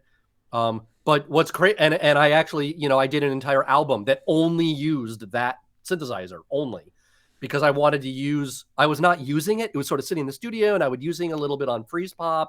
But one day I was like, okay, I'm going to just do an instrumental album only with this keyboard. And so that was really fun to be able to do that. But sadly, even though it's probably one of my favorite synthesizers, I sold mine because I just wasn't using it. And I go through that time where I'm just like, I'm not using it. Somebody else, they're very hard to find because they know they weren't making them anymore. And I was like, I have this affinity for finding other people who want a synthesizer and are going to do something amazing with it. And I didn't think I was going to do anything more amazing with it. And so I parted ways with mine probably 2 years ago. So there's that. But there's a lot of vintage synthesizers that I really love. I mean, I owned a lot of vintage Moogs. I mean, behind me here is a Moog Sonic 6, which is one of my favorite analog synths. But then probably in the in the digital domain, nothing. I mean, I like samplers and that, but they just seem like tools to me. They don't seem like instruments. Whereas the Andromeda seemed like an instrument. From a drum machine point of view, probably my favorite. Probably my favorite drum machine. We'll see. I just got a Pulsar 23, which is made by Soma, and the fascinating thing about it, right, is that it's like semi-modular. So you can have to patch things around, but instead of the cables going in like using Eurorack style analog cables to do the CV and the audio, it actually uses little metal poles and alligator clips. So you're basically taking your cables and you're clipping it on to the things and to make your patches. But what's cool is that you can touch them with your hands because we're conductive. Instead of using a cable, I can just put a finger here and a finger on another pole, and suddenly I'm controlling it, which means that I can play it with my body. And so from an expressivity point of view, you can build this thing, you can start to sequence it with an external sequencer, but then you can just start touching things and it just starts to go nuts and do crazy stuff. And so I think much like the ribbon controller of the Andromeda, the minute I can sort of have a computer play the device, but then I can play the device on top of the computer, and you get that sort of like that chaos and unpredictable nature of it. I like gear that does that, where I can sort of get involved. Because if not, largely I'm sitting back and letting a computer play back the thing that I programmed in MIDI or audio, and it's sort of less fun. So anything that's got sort of an interactive nature to it, I like a lot. I've got this Yamaha Tenorion, which is just a fun little toy that Yamaha made. But it's basically like a monome, but it's a sequencer, right? And it's got all the lights on it, but you can hold this thing. It runs on batteries and you can, but it's interactive. Like I love touching the things and programming it. And so I think it's a sort of a common thread in the gear that I like, lets me interact with it in a way that doesn't always involve a keyboard, right? I get to touch it. I get to use a ribbon controller. I had a theremin for quite a while that I really liked. And you can also use the theremin as a CV controller, and that's what I liked in the world of Eurorack, or joysticks and theremin controllers and that stuff. So because it lets the computer play the music, and it lets me play the sort of sonic characteristics. And I just like that, because that's where you get that's where you get something that goes from sort of a static sound to something that's dynamically changing. And as the mix gets louder, I can become more aggressive with my interaction with the device, which, helps build up. And I don't know, I just like the chaos and unpredictability of that. Yeah. So I don't think I completely answered your question with a nice, clean answer, other than the Andromeda. It was good. Interactivity probably is the common theme of the gear that I like more. Yeah, for sure. Yeah. So, sort of going back into the bigger picture, now looking back on your journey as an artist, what's the one thing you wish you had learned earlier or realized? And I guess that's really the question. Is there something that pops up that you wish you kind of figured out earlier, or is that not a perspective that is kind of something you entertain a lot? Occasionally, when I do entertain it, that's when I sort of start to enter the world of regret. Because I always entertain it from I wouldn't have ended up somewhere different. I would have ended up somewhere better, and my life would be better because I'd be a rock star or something like that. There are definitely production techniques that I wish I had known about 20 years ago. Like just massive numbers of production techniques. I think I didn't know anything about compressors, or did not understand compression and limiting for so long. And that was painful, because I think it's this like magical, misunderstood concept that can do amazing things in music. And I didn't understand it for so long. I never understood how you could do, side chaining and all these sort of like interesting production techniques. Cleaning up mixes from an EQ point of view, I do clinically now, right? When I'm ready to go from my hey, I'm done writing the song, now I'm ready to do the mix. The first thing I do is I've got all the audio, it's all in the audio domain. I put an EQ on every single track and I look at it, because I want to see what's going on in the frequency domain. And largely it's to get rid of low frequencies, especially low frequencies that showed up in synthesizers, even in high frequency, high pitch sounds. There ends up being a lot of weird DC stuff happening down there. Reverbs show up with a lot of low end.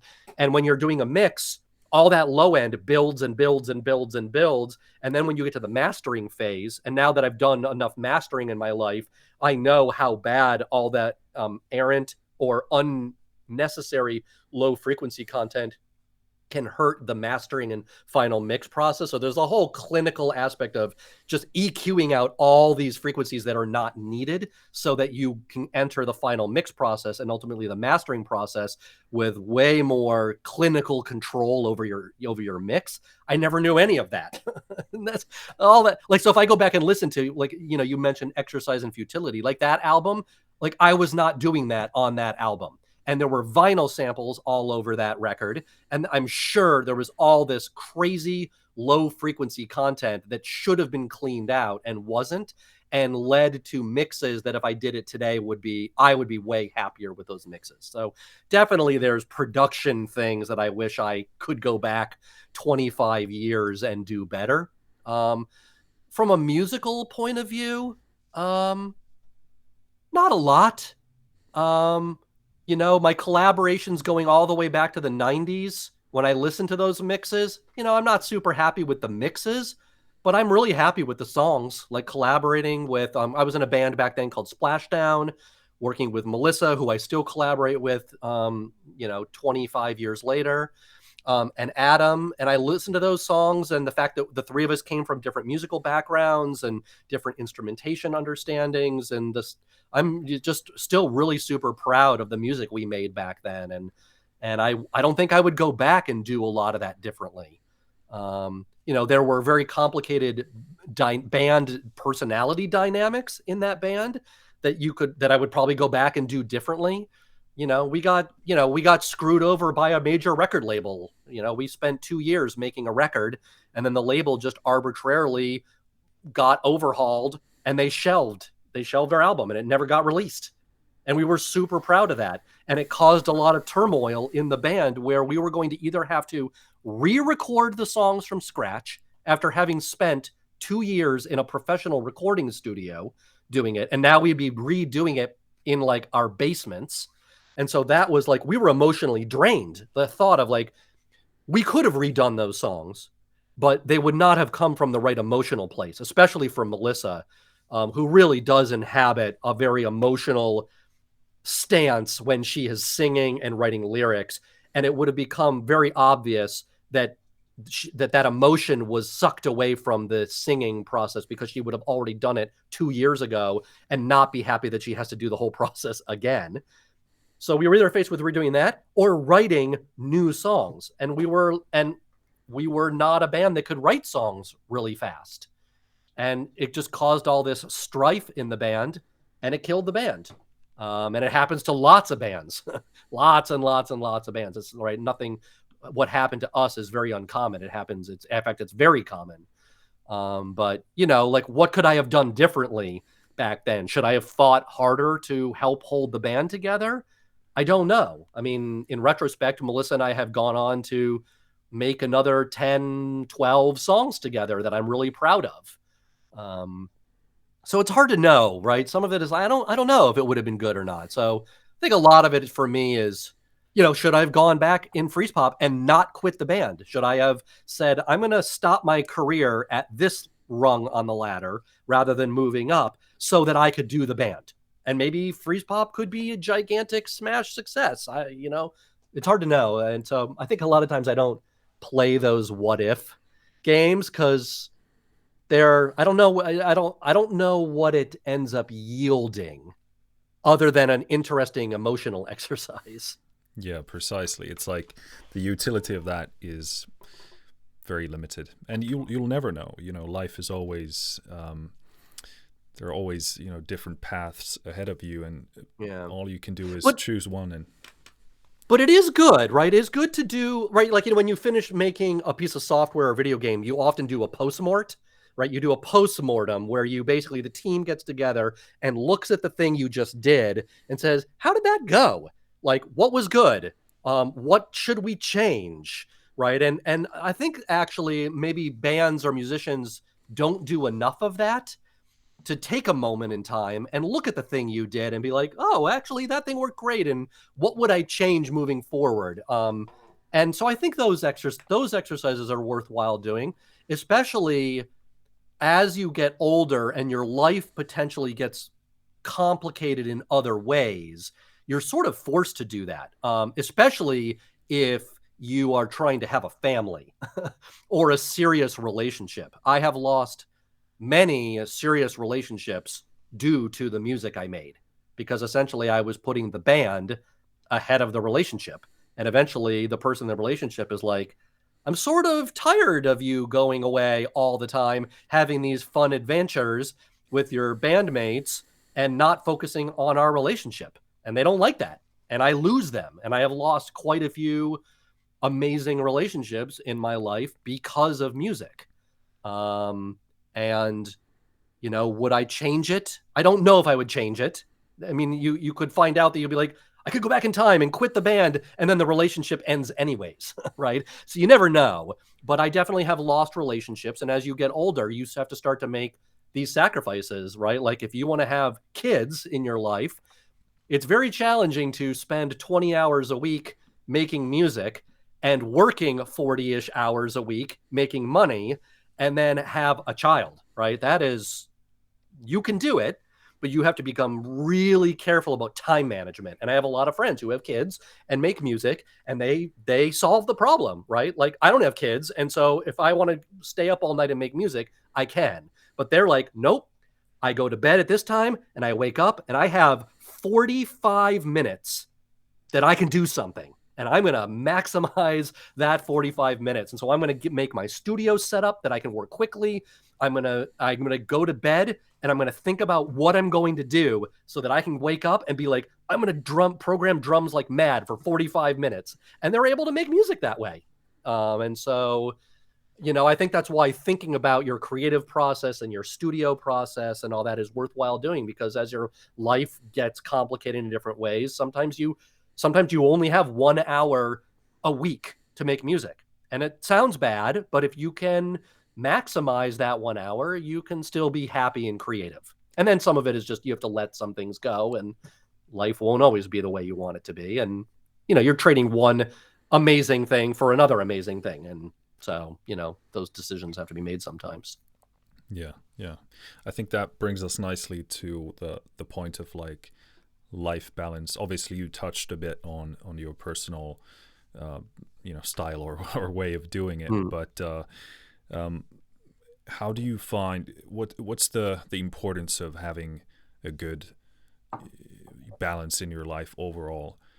Speaking when it comes to creativity, because obviously there's the very common saying that all great art is made from suffering, and maybe there's some truth to that, but I guess that's a long-winded way of asking how do you set up your life so that you have optimal creativity, and do you find that your personal relationships and what's going on in your life affects your creativity, and if so, then how?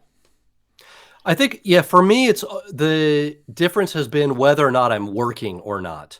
That when I was at Harmonix making games, and now when I'm working at THX, that I have to approach the balance differently, because I have way less time, right? And so now I have to be careful about when I make music and things of that nature. Whereas literally a month ago, for 6 years, I had no job. I mean, I took on freelance work, so I had work to do, but I had flexibility to choose my own schedule, and if I wanted to work all night, I could, and now I don't have that. And so largely that structure or non-structure dictates, sort of how I would approach working on things.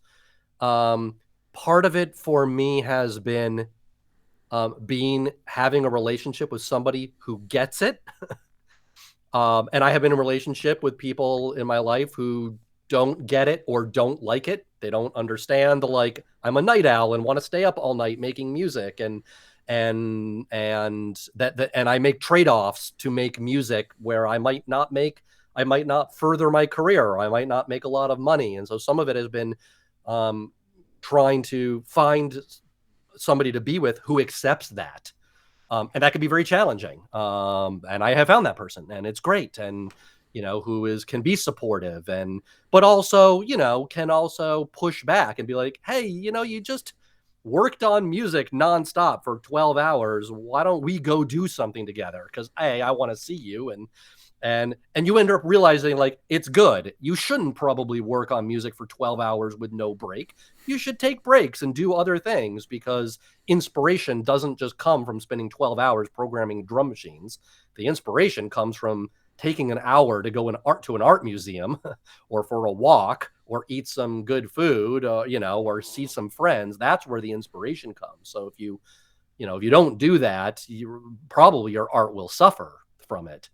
And so I think having some structure from either a relationship or some structure from your career or whatever the influence is actually a good thing, because you really shouldn't just be making music all the time. You need those other aspects. I have also found that working at a job where you are not being creative can actually be beneficial, because then at the end of the day, I do want to go be creative. And there were times at Harmonix where I would spend 8 hours basically being creative. And at the end of the day, I don't want to go home and then turn on my computer again and do more creativity. I just wanted to do something else. I wanted to watch movies or something. And so for me personally, I have found that it's actually better to work at a job. So my job right now is actually very technical. I work with a lot of DSP engineers. I'm thinking a lot about technology. I'm not thinking about music or programming or synthesizers or any of that stuff. There is overlap because I am thinking about spatial audio and things of that nature. So fortunately, they're related. But at the end of the day, I'm excited to turn my keyboards on and write some music. Whereas I think if my job during the day was being a composer for films, I probably wouldn't write music at night. And so my music would suffer because of that. So I have found that to be actually beneficial. Even though it means I have less hours to make the music, I find myself to be more inspired and more productive because of those constraints. Yeah, for sure. No, that's a lot of the stuff that I talk about on this podcast is precisely revolving around those. So I think that's going to be super useful insight for a lot of people. Looking at sort of maybe the philosophy behind how you think about artistry, what do you think is the most important quality in an artist? And that you could answer that maybe from the perspective of, what speaks to you in the work of the artists that you look up to. Is there specific themes or qualities or? Well, I have naturally been drawn to a darker side of art. I don't totally know why that is. I've actually spent some time thinking about it. In fact, I think I had a conversation with somebody a few months ago or recently about, I think they might have asked, like, why are you into music that's so depressing? Right. They just call it depressing.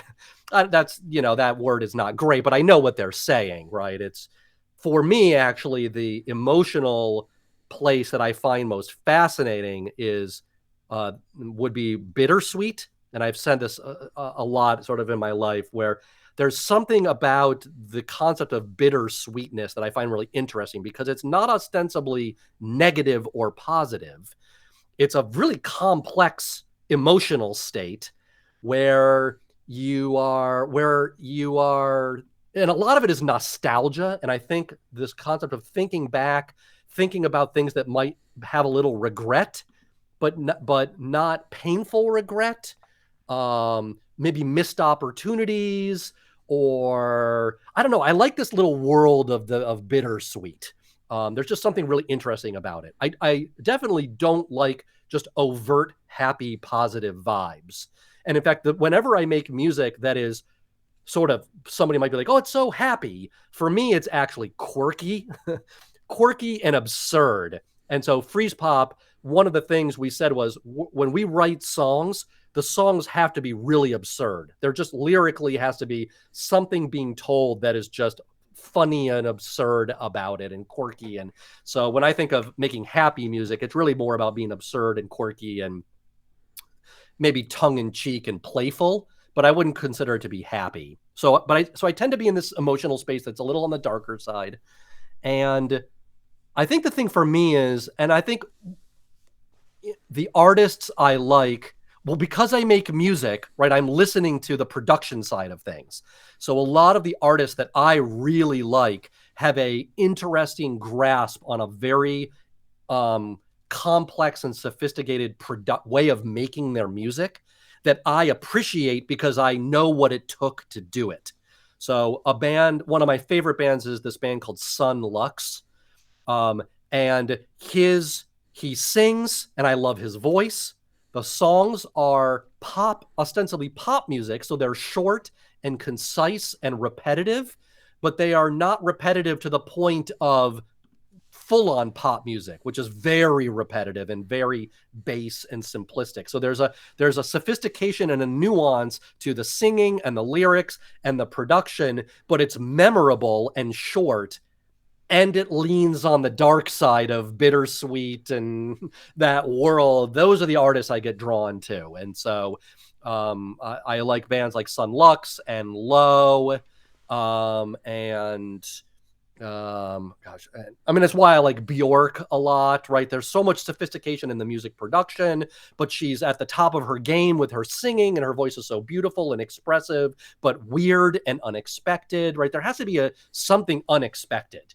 Right, I even read an article recently about why the most popular pop songs are popular. Like, what is it about these songs where if, 10,000 pop songs are getting written every single year or whatever the number is, why is it some of them rise up and a lot of them they deduced was because there was a moment of harmonic unexpectedness. Something happened harmonically or melodically that was not expected. And when it's that surprise, the harmonic surprise. And the minute you throw in that one chord that twists things around, or that one lyric, or that one weird reverb burst, that's the unexpected surprise. And that's the thing that takes a great pop song and makes it a pop song that people will remember, for the next 50 years or 100 years or something. And so I'm always looking for bands that know how to do that really well. So that's personally sort of what and part of me wishes that I could switch off the producer side of my brain and just accept a song as a song and not care about, what vintage compressor they used or how they created that weird guitar sound, or I wish I could actually just turn it off.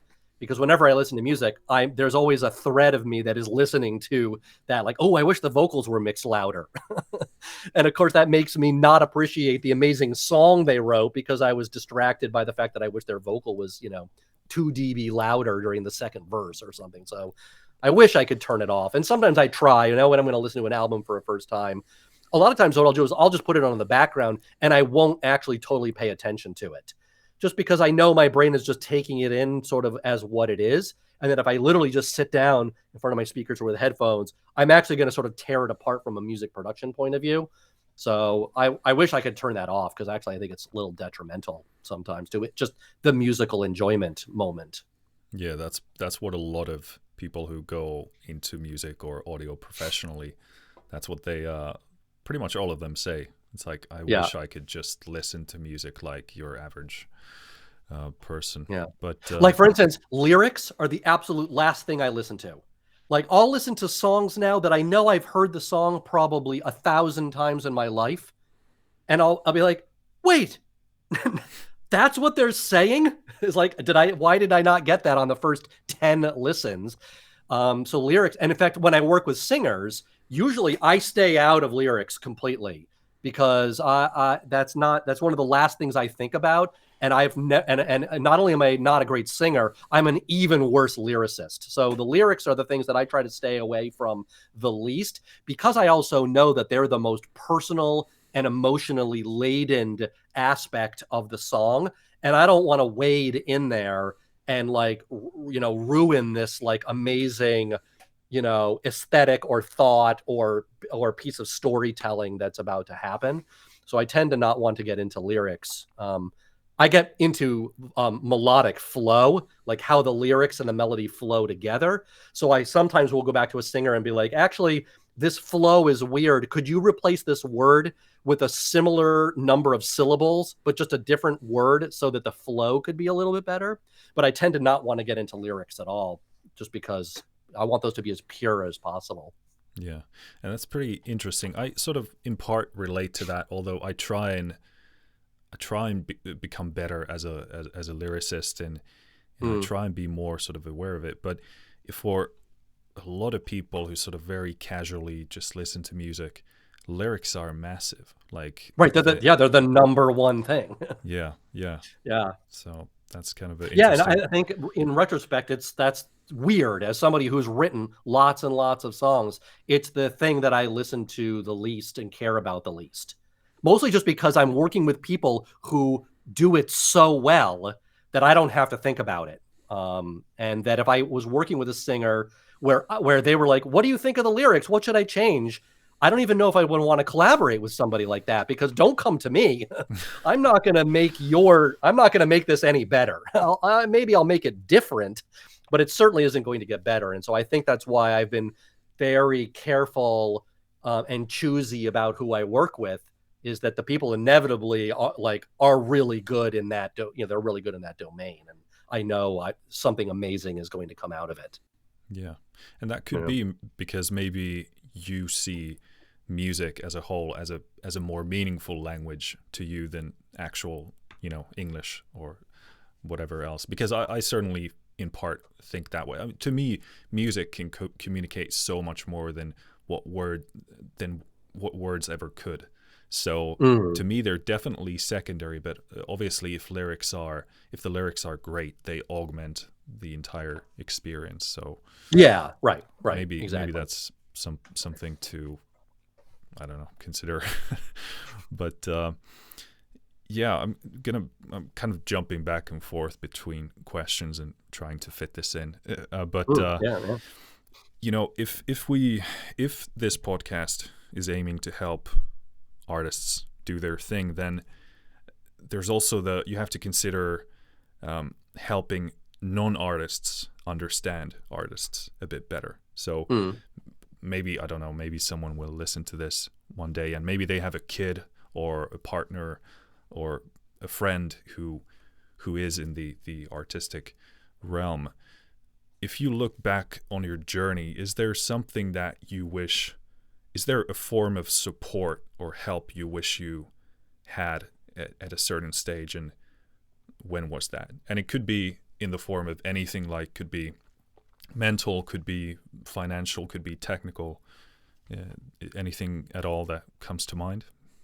Well, I definitely have gotten advice on the production side of things, right? Like jumping back to my comment about not understanding compressors and limiters for so long. I definitely at some point realized that there were many production techniques that I had just ignored for quite a long time, and I should actively seek help in understanding how to use those things. And that has definitely made me a better producer and has made me probably a better musician, a songwriter, just because when you make electronic music, it's a very blurry line between the song and the technology and production techniques, right? The techniques are often the thing that helps make a song sound unique, right? It was not my instrumentation that made it interesting. It was actually, I chose a specific reverb or whatever, and that was the thing that gave such personality to the song. So I definitely have gotten advice in that area, and certainly lots of business advice from other bands about how to try to be more successful or things to care about, and and which has helped becoming doing freelance. That when you work for a company, you have a steady paycheck, and you sort of like get comfortable in that domain. And if you at some point in your career want to become freelance, that could be quite a different transition, because you might still make the same amount of money, but you make the money in very different ways, right? You might make a ton of money in 1 year and then have an entire year that is horrible, and you have no jobs and you make no money. And so you have to be careful about like, oh, I just made a ton of money, I'm going to go buy a bunch of equipment. And then all of a sudden the next year you have no money and you have to sell all your equipment. Whereas I got a lot of advice going into freelance, and a lot of it was coming out of like how to have a career in a band. Is you can't just spend all your money, save that money, because you will need that money. And when you're freelance or not working for a company, that sort of stability just isn't there. And so you have to be way more careful about how you operate your business and how you spend money and what you save and things. So I definitely got a lot of really good advice on that. And that was my experience, that like, for 20 years, I worked for a company and just got a paycheck. And then I decided to quit. And for 6.5 years, I was freelance, and it was really hard and not great. And I probably would not, I would not have been able to do it if I had not saved up a bunch of money, which allowed me to be able to quit and know that I would have very little money coming in. And also just that I would not have been able to do it without the knowledge I had gotten from other friends who were freelancers, who were like, hey, okay, just so you know, it's going to be a wild ride. There's going to be times where you make a bunch of money and sometimes when you don't. And sometimes when and it's going to be chaos. And it really was chaos. And it was not great. And so that's probably a whole other topic, which is like building a freelance career around your art is one of the most challenging things you could possibly do. And unfortunately, music in particular has been devalued so much that to a large extent, I believe that it is nearly impossible to make a career from it unless you set up a certain sort of specific things that help bring some stability, financial stability to your career. And maybe that could be another follow-up podcast that we talk about, because that can go on for quite a while about that. But, with the advent of, Napster and the ability for music to be gotten for free, and then the segue of going from record labels into streaming, and now instead of record labels, the new record labels are Spotify and Apple and Google, and things are no better off. Right, I can reach a global audience instantaneously now, which is amazing. Right, back in the 90s, you could not reach a global audience instantaneously. You had to go and tour in Istanbul and drag a bunch of records and CDs over there to build a fan base. But now, right, I can just put my song onto Bandcamp and I could have a fan from Istanbul instantaneously, which is amazing. But the downside is that music is so devalued by streaming that you can't make any money from it. So if you do music as a hobby, totally make music as a hobby.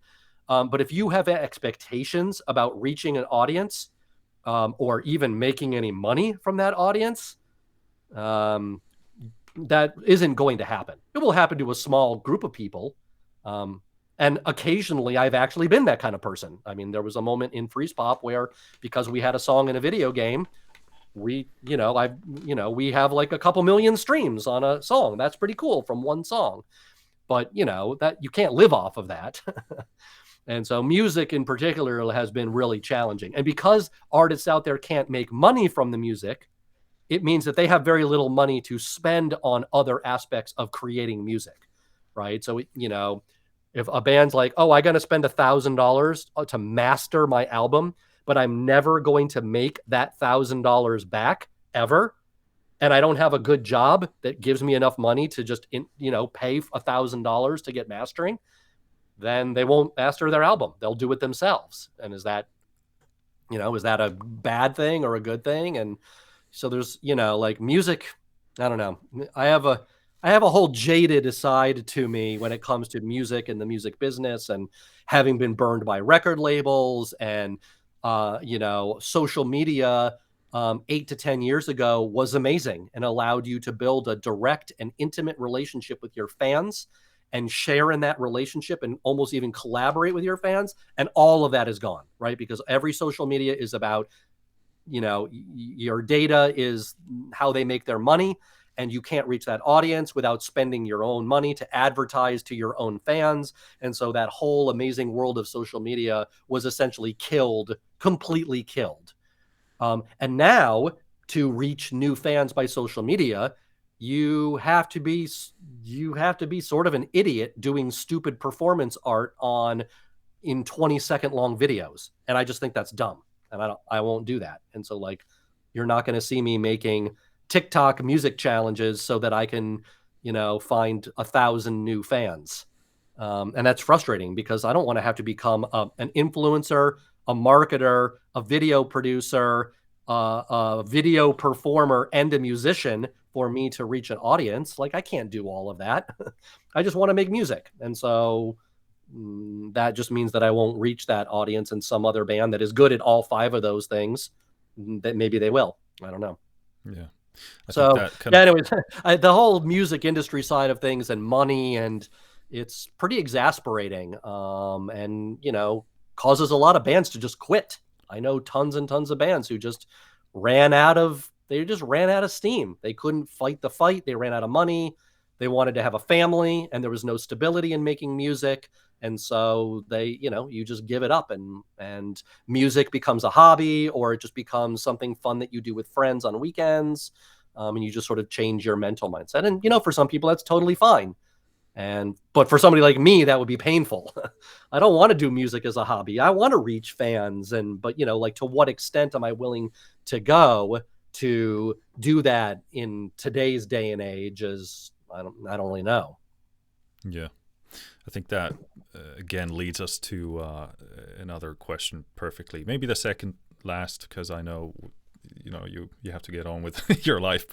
But if you had, I haven't quite decided what would be the optimal amount of money for this question, but maybe we can play around with that just a bit. But originally I wrote down, if you had $1,000 of extra cash lying around, and Yeah. we can assume you already have a computer, an audio interface, speakers or headphones. You've got the equipment. Yeah, you got like the basic setup. How would you advise someone to spend that money to best further their creative career? Well, I would say that one of the few ways that you can continue to actually find new fans and turn fans into super fans is to perform in front of those people. That whenever you see a band and you're able to be there in the moment with them and share something that is ephemeral and amazing, you become a lifelong fan of that band. And I found that with the bands that I liked, and becoming fans of those bands, and that I found that with fans coming and seeing me perform. That was a very powerful experience. And so if you are the kind of band that can perform, and because you have the resources to do it, or you have the time, and you've got an interesting live show that will entertain somebody for an hour or so, I would invest that money in being able to go perform. Like, get the equipment that you need, buy the plane ticket, get the van that you need to drive around the country, because you will turn fans into super fans. And it's fun. And if you're the kind of artist that loves performing, the 23 hours of painfulness of driving to the city and getting lost and finding the hotel or crashing on somebody's couch and, having dirty clothes and not eating great and spending 9 hours in the car is made up because that 1 hour on stage is amazing, and connecting with fans and meeting them afterwards and selling some records and some t-shirts. And it can be super fun. So if you're that band, that $1,000, I think, should be best spent on getting out there and performing. Now, the problem with now is the pandemic has ruined all of that. Right? No shows are happening. You can't go to different countries and perform. And so that's problematic. And I don't know where that's going to land. Every time you think it's starting to get a little bit better, it gets, it's one step forward and 4 steps backwards. But if you're not that kind of band, so for me personally, I my days of playing shows are extremely limited. The last shows I played were 2 years ago, right before the pandemic. I was not working. I was working freelance, but I had a lot of free time. And so I could practice a lot. So I could run through the entire set and get good at the instrument. And I made visuals and prepared all the technical thing. And I could drive around the country and play these shows. And that I like my house and my studio, and I'm married and I have cats, and I don't want to be away from those things. And so, playing shows is not going to be a huge important part of my musical career moving forward. And so the $1,000 would probably be better invested in some way that you can get some return out of it. I have found that spending money on marketing a release is like setting your money on fire. I have done things like hire a PR company to promote one song with a video, and it would cost $1,000, $1,500 to promote that one song, and nothing came of it. I mean, I got some plays on some internet radio stations. I got probably 20 new followers on Spotify, and I might have gotten onto 2 playlists that suddenly got me 1,000 more streams. Right, 1,000 streams is a few pennies. Right, nothing came of it that suddenly was like, oh, I got 1 million streams, or I got reviewed in Pitchfork and they gave me a 6, which would be amazing for Pitchfork, or or it brought in 1,000 people to my concert when I was thinking only 200 people would be there. I have spent tens of thousands of dollars on things like music videos that have done nothing. They've gotten some views, and I'm happy and I'm proud of the art that I made, right? Like, I made a video for Bloodthirsty, the song that you and I collaborated on. In fact, I made a video that was both in 360, where you can look all around you at these dancers, and a 2D version. And that video cost probably, I don't even remember, $4,000 or $5,000 for a music video that, I don't know, maybe a couple thousand people have seen. And it hasn't brought me really new fans. It didn't open me up. The video didn't go viral. Should I have spent that money? I don't know. I mean, I had some savings, and so it was fine. But if I had no savings, I would never have made a music video for $5,000. And that's a cheap music video, right? A real music video, where you have to hire somebody with cameras and equipment and actors and costumes, it probably is going to cost way more than that. Well, and that's, of course, if you have an aesthetic where you want a certain degree of quality. If you're making Freezepop made a bunch of crazy, stupid videos of us just going onto a tennis court and dancing around on the tennis court, and we made a whole video from that. So, it sort of depends on the kind of music and aesthetic you want to put out in the world. So, I have found that spending money on Facebook ads, total waste of time. Twitter ads, waste of time. Instagram ads, waste of time. Like, that hasn't gotten me anywhere. You can spend, I think spend $500 on advertising on social media and get like 5 click-throughs, and it doesn't yield any new followers, any new sales, any new streams, nothing. So I don't know. Like, the problem is I don't actually have an answer what you do with that $1,000. My best advice would be save it, invest it, and turn that $1,000 into $1,100. And then take that $100 of profit and go and have a really nice meal. I don't know. Really? I don't know. I don't know what you can do. I mean, obviously, investing in your studio can be huge. And people are like, oh, I've got some money. What should I get? The first thing I ask them is, what are your speakers? Because I think the speakers are one of the things that people spend their money on the least. And I would be like, stop buying outboard gear. If you buy a computer, buy a controller for whatever you use to make the music, but get a really good pair of speakers and a really good pair of headphones. And so I often tell people that they should really invest in that. But like buying a $2,000, analog EQ or analog compressor, honestly, don't do that.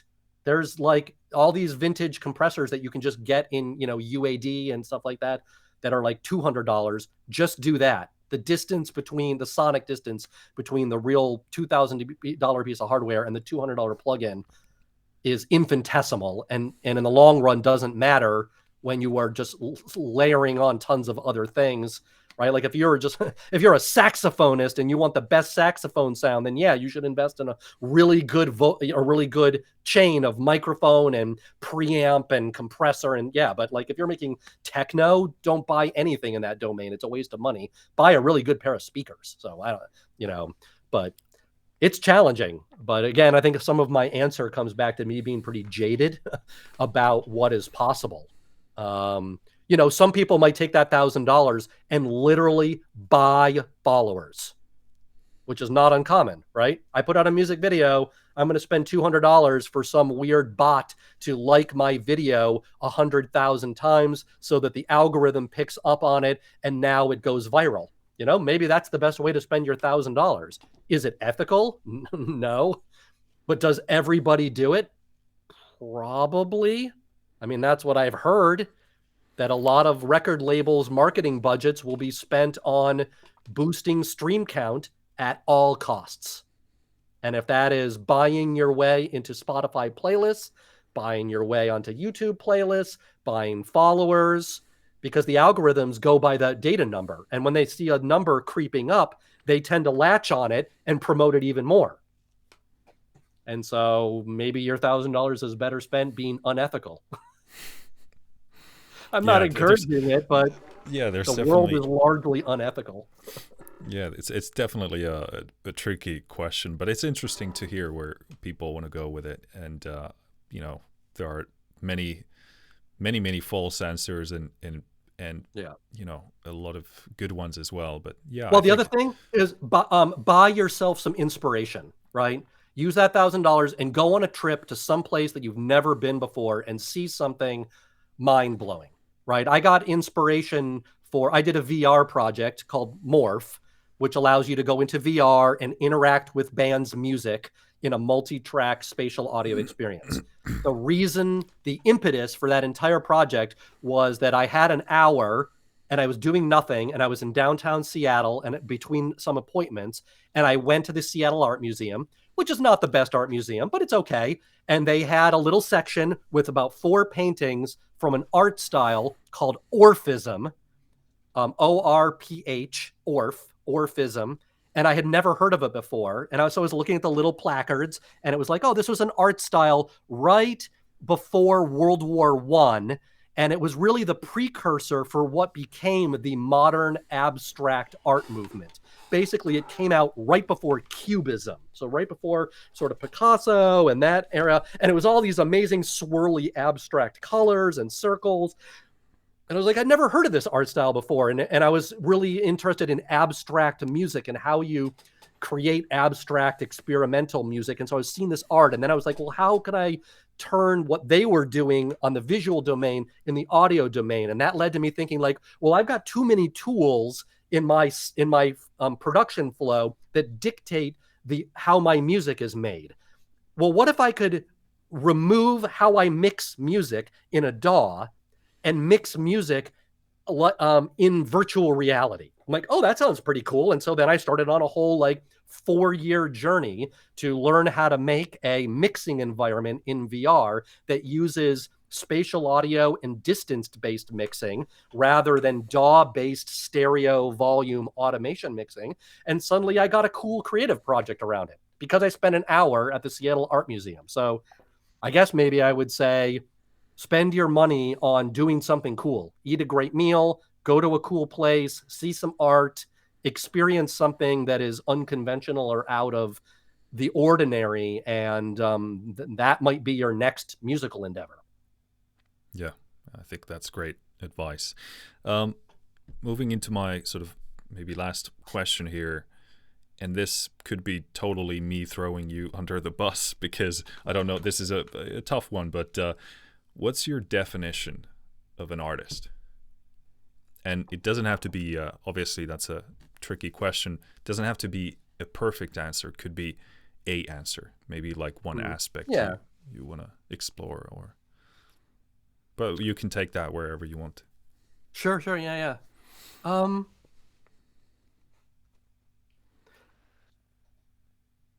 I guess I've mentioned the word sort of unexpected a fair amount over the last few hours of talking, and that's, to me, definitely a critical component of being an artist, is that you have some ability to take ideas or look at other people's art, aspects of it that you like or dislike or are moved by in some aspect, and recontextualize it into something new that is unexpected. And it doesn't have to be moving. Not all art is moving. And some art is very tricky to become like, oh, that art really moved me. For instance, I think it's actually very hard for instrumental music to move people. Largely, the instrumental music that moves me tends to be orchestral music, which is on a level of sophistication that is well beyond what I could ever do in the electronic domain, right? There's an understanding of instruments and orchestras and harmonic theory and arrangement, and it's just next level, right? We're talking about people like Beethoven and Mahler and Liszt and, people who are instrumentalists at the next level and composers at the next level. And I find that moving. But do I find instrumental electronic music moving? I don't. And again, the problem is that I know how to make it, so I listen to what reverb they're using. So I'm not going to be moved by what reverb they're using. But the minute lyrics show up and you've got the emotion of the human voice or other instrumentalists who might be a part of that, then I think you can create you can start to create a moving experience because the lyrics are telling a story and you might connect with that story, or it might be abstract enough that you can imprint something that has happened to you onto their lyrics and you relate nostalgically, or a memory or a feeling that you have, or it's where you are in your life, right? Like right now I'm struggling and this band captures my struggle. And like they're saying what I can't figure out. And so I love this song because they're giving my angst or pain a voice. And so there's that. But when you separate the sort of like, am I being sort of emotionally moved by this content? For me, I want something unexpected. I want to be confused or excited or caught off guard. And the music that I love and the artists that I love are really good at that. And they might not do it on a song by song basis, or they might not do it within a song. It might not be like I'm listening to the song, then wham, there's like a chord or a thing that suddenly, but it could be over the arc of their career that they evolve and come out right with an album that is just transformative. I think Radiohead is a great example of that, where they have evolved enough over time that I don't like all their albums. But you know, when Moon Shaped Pool came out, it was new for like, they had sort of gotten into this flow of the rock meets modular art indie band, and it was cool. And I liked the songs and I loved Tom York's voice, but then Moon Shaped Pool came out and it sort of it completely reset my love of Radiohead because they threw some things away and went in different directions. And so to me, their artistry came from their ability to change things up and do something unexpected. And I really enjoy that. Now, I don't know, for other people, they might not like that, right? So a lot of people actually ground their lives in tradition or structure, or, you know, they don't want to change things up, that chaos or unpredictability throws them off their, you know, flow in life, and they don't like that. And so, but for me, I like that because it inspires me, and it makes it really interesting. And I find that is also true in other domains of art. Right. I like things that I go into a museum and I see something that just really throws me for a loop and makes me think, right? Because art is about reaction. And I don't care what the reaction is. I just want a reaction. And the stronger the reaction is, the better, because I know that I have either moved somebody to tears or I have confused them into disliking me. That's great. Like, apathy is the worst part of art, right? If you have a listener who's just like, okay, that was good. I don't know. They're like, I don't know. It's horrible. I want them to be like, I hated that. Like, yes, they hated it. At least they have an opinion, right? I mean, I wish they liked it, but they hated it. So like, I want emotion to be coming out of this. And because I'm not a lyricist, I largely don't think that I move people a lot in that domain. So I tend to want to move them due to being something unexpected. And so maybe I'm rebalancing the way that I know I can impact people's lives and get a reaction is through that route. Maybe less through an emotional connection route, because I'm not a singer and I don't have those sort of those tools at my disposal to use, I guess. So to sum up the whole thing, the tilder of it all, the short story is that for me, I think it's about being able to do something unexpected and really throw away convention and try something new. And for me, in my art, that has been every album tries to do something different than the previous album or all the albums I've done before. And, you know, and sometimes it's not a lot, right? You and I have been working on music together for quite a while. And the music we're working on now is largely that I got re-inspired by piano. And for the longest time, I just hated piano, right? I played piano. I grew up playing it. And I just got sort of bored by it and never really wanted to use it because it was too conventional sounding. And then some piano libraries came out that were blurred of the line between sound design and piano. And I was like, ooh, I like these, right? I can play the note and it plays a piano note. But then if I hold the piano note, it start playing these like generative, granular synthesizer piano backwards notes. And I find that to be very inspiring. And so for me, that's the unexpected thing, is to work on music with you that has piano now as its sort of main musical component. And if you look at the rest of my music, that would be pretty unconventional. I don't really use piano on anything. So it's interesting for me that to be unconventional, I've had to go back to the piano, which is one of the least conventional, the most conventional instruments out there. So rather than go deep into Eurorack and create the weirdest programming, absurd sounds you've ever heard, for me, I just had to fall in love with the piano again. So it's sort of interesting what it means for an artist to actually do something unconventional. It might actually mean that you need to do something conventional, like return to a real instrument, or, and so, but, whatever that source is, for me, it's about pushing the artistry into the unexpected. Yeah, cool. Well, is there anything you'd like to sort of touch on that we talked on earlier, or do you want to start wrapping this up? Because I know you kind of wanted to be on the 2-hour mark, so, and mostly just because I think I get very excited talking, so I actually get a little winded talking because I get very, you can see I talk a lot with my hands. I get very enthusiastic. I have to put my arms here to stop my gesticulating. I don't know. I mean, I love talking about this stuff. We got close to the world that starts to bother me about music, which is the business side of things. And part of that whole thing is about America, and how America does not value the arts and does not support the arts. And in many European countries, or Asian countries, they have a support and love of the arts that helps people. I have lots of friends who moved to Berlin because they could go on to welfare and get sort of universal basic income, so that they could become a moderately unfamished artist. So instead of being in America, you'd essentially be homeless. But you could move to Europe and actually become an artist, and not making a lot of money, but at least you can pursue your art. And so part of my issues is that I live in America, which does not value art.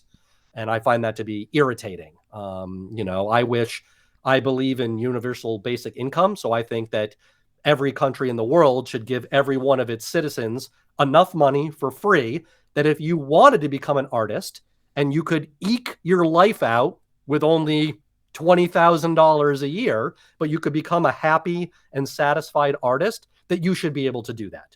But you can't. In America, you can't do that. Nobody gives you money for free for very long, and it always comes with strings attached. And so there's a whole aspect of the music industry that maybe we could do a follow-up about, which is the sort of reality of trying to do this as your career and setting expectations and becoming successful. But I don't know. That stuff is annoying, though, to a certain extent, because I just want to talk about art and the purity of being in a emotional space or a creative space to do something unique and innovative. And it's a bummer that there's all that stuff sort of lingering in the fringes of our reality when we're just trying to make art. Yeah. And that's a lot of that stuff is why I do this podcast, because I've been wrestling with, like it or not, you have to contend with reality. Like you are embedded in this situation, and some of it is good and some of it sucks, and that's always going to be the case for you, whether you live in the future, like in a hypothetical scenario where we have universal basic income, or whether you lived in the past, and so I kind of try and approach it from that angle, give you tools that you can utilize whatever the situation is. But I'd definitely love to do a follow-up on that and try and kind of maybe wrestle with some of these practical difficult things. But the other topic that I find interesting that you could be expounded on greatly is sort of what I would consider to be the dumbing down of music, and how largely a lot of the most sophisticated music that has stood the test of time, and we're talking about again Brahms and Beethoven and Bach and Mozart, and the level of genius that those people were operating under, versus the dumbing down of pop music, and everything is becoming sort of lowest common denominator, and the advent of music videos basically changing pop music for the worse, in that you had to be, not only did you have to be a good musician, but you had to be pretty. And now you don't even have to be a good musician. You just have to be pretty or weird. And if you can be pretty and weird, then hey, all the success in the world will come your way. Is talking about just how, how to escape from the dumbing down constraints. Even technology does it, right? Like I can sit back and my computer can play most of these things, and I can play one note on a keyboard and it plays all my chord progressions, and these things sort of make your music more and more bass. And how can you work to escape those things and actually get better at your craft rather than falling into the, the domain where you become sort of complacent, is sort of another interesting topic for me. Yeah. Well, that's cool. Now I can actually plan what we're, more specifically, what we're going to do next time. Not that I didn't plan for this, but sure, there are so many things that I want to talk to you about. And obviously, like, a lot of this was me kind of learning your journey and your path, because honestly, I didn't know a lot about a lot of what you talked about. So thanks for sharing that. And but yeah, I guess we do need to touch on how we sort of got connected, because you sort of left it out there. And yeah, well, obviously, first of all, I was a fan of your music, and my cousin Tuukka gave me one of your albums, and and I listened to that, and well, over time, then when Misery in Soliloquy came out, that was like a huge thing for me, because I was honestly going through a pretty, like, a rough time in my life. I was frankly depressed and really lost with what I was doing in my life. I think I was like, I don't know, maybe 19 or something like that. Okay, But in any case, long story short, I got to university to study music, and we had this course where we needed to kind of analyze and break down an entire song, like the production side of it, and more from a technical standpoint. And I chose one of your songs. I think it was is it Beyond Beyond Orion's Arm? Yes, I think it was that one. Okay. And I sent you an email about this task that I wanted to do, and I didn't really expect any answer, but you sent me this like massive, email full of text and also images from the session, and I was like blown away, and I was like, oh, thank you, this is amazing. And I did end up like crushing that task. Like I got maximum points for it, largely thanks to you, because I had this massive amount of resource where to pull from. And later on, when I actually released my sort of first pop rock thing, whatever that was, I sent it to you and said thanks for the inspiration and help, and I mean, from there you maybe suggested that we could try to work on something together. So you never really know what's gonna bring about the next project or collaboration. It's right. And for you just took a chance and wrote to somebody whose music you liked and didn't know what would come out of it, and that leads to all sorts of things, and now we collaborate together, right? And so that's why I like these things, right? So if you feel, to other people out there, if you feel sort of intimidated about doing something, you got to put yourself out there, right? And try it. And hey, I might not have ever written you back, and that would have been annoying for you. But I'm glad I did, right? Because we both have gotten something pretty amazing out of it. So, the same thing goes true. Like, even if you don't write to somebody, if somebody writes you and reaches out, you should write them back. And I know a lot of people who just sort of ignore that stuff. And it is time consuming, right? Like, I mean, I could see if you, if I had gotten, 10 of those emails every single day, it would have been actually really hard for me to write that long email. And so, you can't always do it at scale, but it's good that, you did that, and you never know where it goes. Yeah. And you have to take the chances, because, people have this very strange idea about how luck works.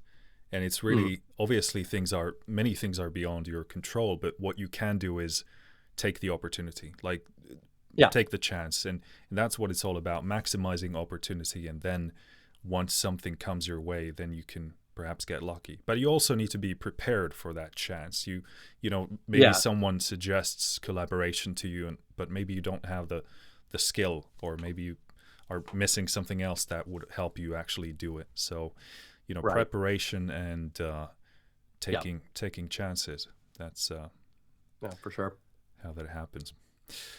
But yeah, I'm super excited about the album that we've been working on. So yeah, very grateful for that. Some of the songs, like this, was a very special outlet for me, because when I started to write the lyrics and the melody for the songs, I had a lot of stuff bottled up in me, like a lot of themes, a lot of things I didn't really even, you know, expect to be processing. But this album, this project, has allowed me to get pretty much all of those major things out of my system. So it's been super fun. But yeah, any closing words, any shout outs you want to say, or something you want to share with the listeners? Not really. Just if people have time to go and, you know, check out the music that we make, and which, you know, especially for me, is definitely all over the map and goes back many decades at this point. Although the real early stuff, I'm not super proud of. But, you know, if you get a chance to check out even some of the Freezepop stuff or Splashdown, which inevitably some of the Splashdown stuff has made it onto streaming, so it's on Spotify and things of that nature. And it's also just interesting to hear Melissa, who I collaborate a lot with, back then and what she works on now. Yeah, she's one of my favorite singers, period. Like, she's amazing.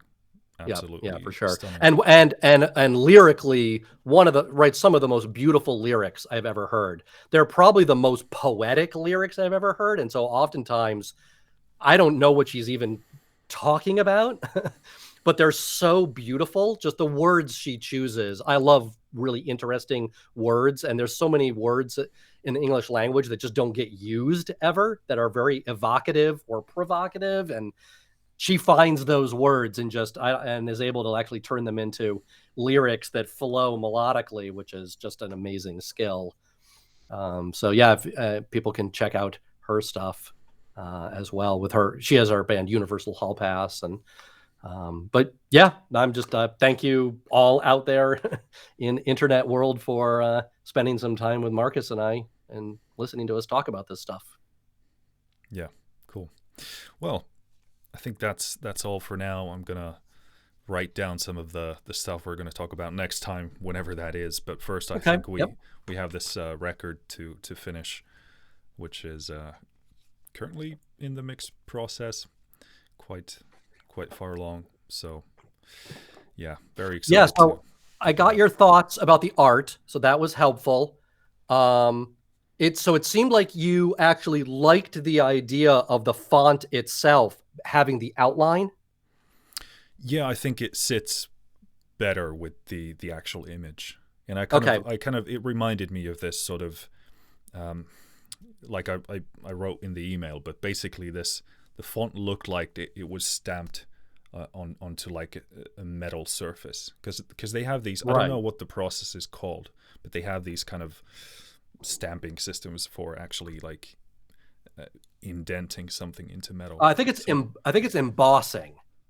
Like on paper, when it's got the raised quality to it, it literally meant that a piece of metal pushed through the paper on a press, and instead of leaving ink, it just leaves the indentation, which I think is embossing. It's kind of that, but it's reverse, because you reverse. Yeah. So the only thing challenging there is that, so my tools to get that font to have the outline, which means there's nothing inside the letter, right? It's just the edge. Makes the letter at certain resolutions look pixelated. Yeah. And I that might be something where once we find the font that we like, and we're like, oh, this is the right font, then I might actually have to go to somebody who knows what they're doing and be like, look, what I need it to be the outline of it, but I need the outline to look smooth, right? It needs to be perfectly smooth. Whereas when I look at it at various scales and resolutions, the line is so fine that on a computer monitor, it gets pixelated, it gets aliased, right, in some way. And so there might be some technique, which might be some sort of softening or some filter that can basically take a really fine line that would be pixelated and slightly aliased and smooth it out so that it no longer looks that way. But that's what I liked. And that's why the other fonts I was using transparency, right? So that it actually looks like the font was sort of like dissolving into the image behind it by allowing the image, you know, pixels to come through the font itself. So I was interested to hear if you were sort of like liked the idea of the edge treatment versus the sort of like transparency treatment. And so I like it as well. So I just need to find we just need to find the right font. And so I liked your comments there. And so if you do have time to like look through some fonts, just write out Saturnine. Of course, I had written it out in all caps because some of the fonts I was using were only all caps. But I'm not averse to, you know, all lowercase or a mixture, you know, capital S and lowercase. So there might be something to play there. I do like the idea of choosing a serif font, mostly because I normally just use sans serif fonts because they're more modern, minimal, clean.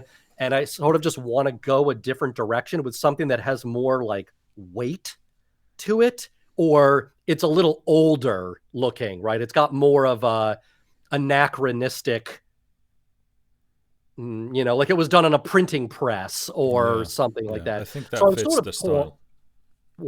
That's what I was thinking, which is, you know, and then the image itself, right, is this photo that was transferred and it's got all the like, you know, analog degraded qualities to it. And so the font needs to also look analog and sort of degraded. Yeah, it's kind of like maybe, I don't know if it's, well, I guess there must be a technique to make it happen, but it would look really cool if the text looked like it was actually in the image, like part of the image.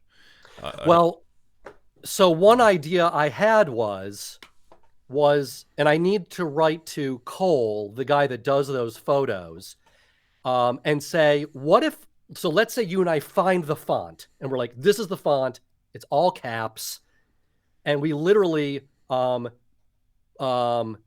I send him a digital file, right? Like here's a 1000 by 1000 digital JPEG, and the font is black and it's on a white background.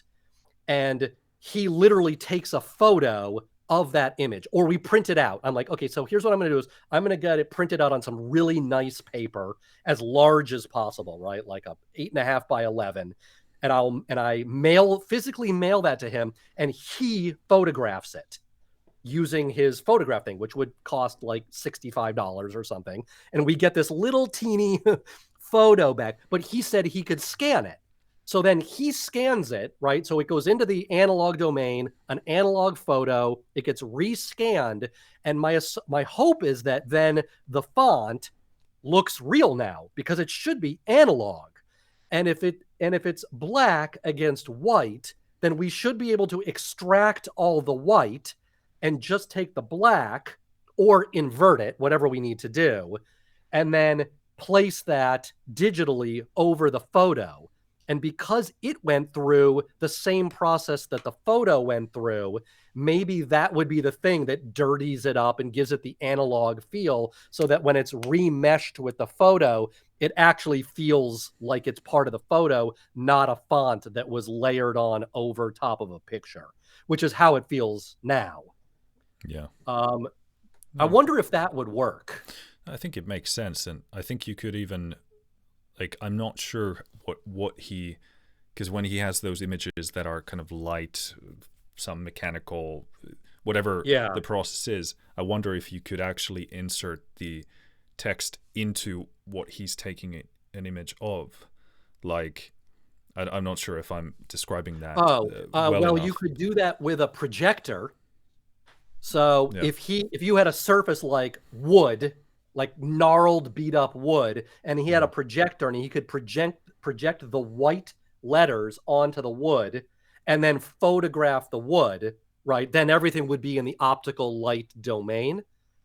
That would do it, or some process to get the font into a physical domain, right? My idea was like, well, I'll just print the font on a piece of paper. The problem is that the piece of paper is just a clean white piece of paper and it's ink. So when he photographs it, I don't actually know how degraded or analog or transformed it would be. It might actually still look like a piece of paper, which might not work, right? And so that's why I've been thinking, like, maybe I'll reach out to him and be like, okay, because I told him, look, we've narrowed it down to these 3 images.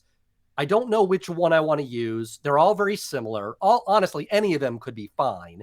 It's more about how the font and the word is placed and interacts with the rest of the art.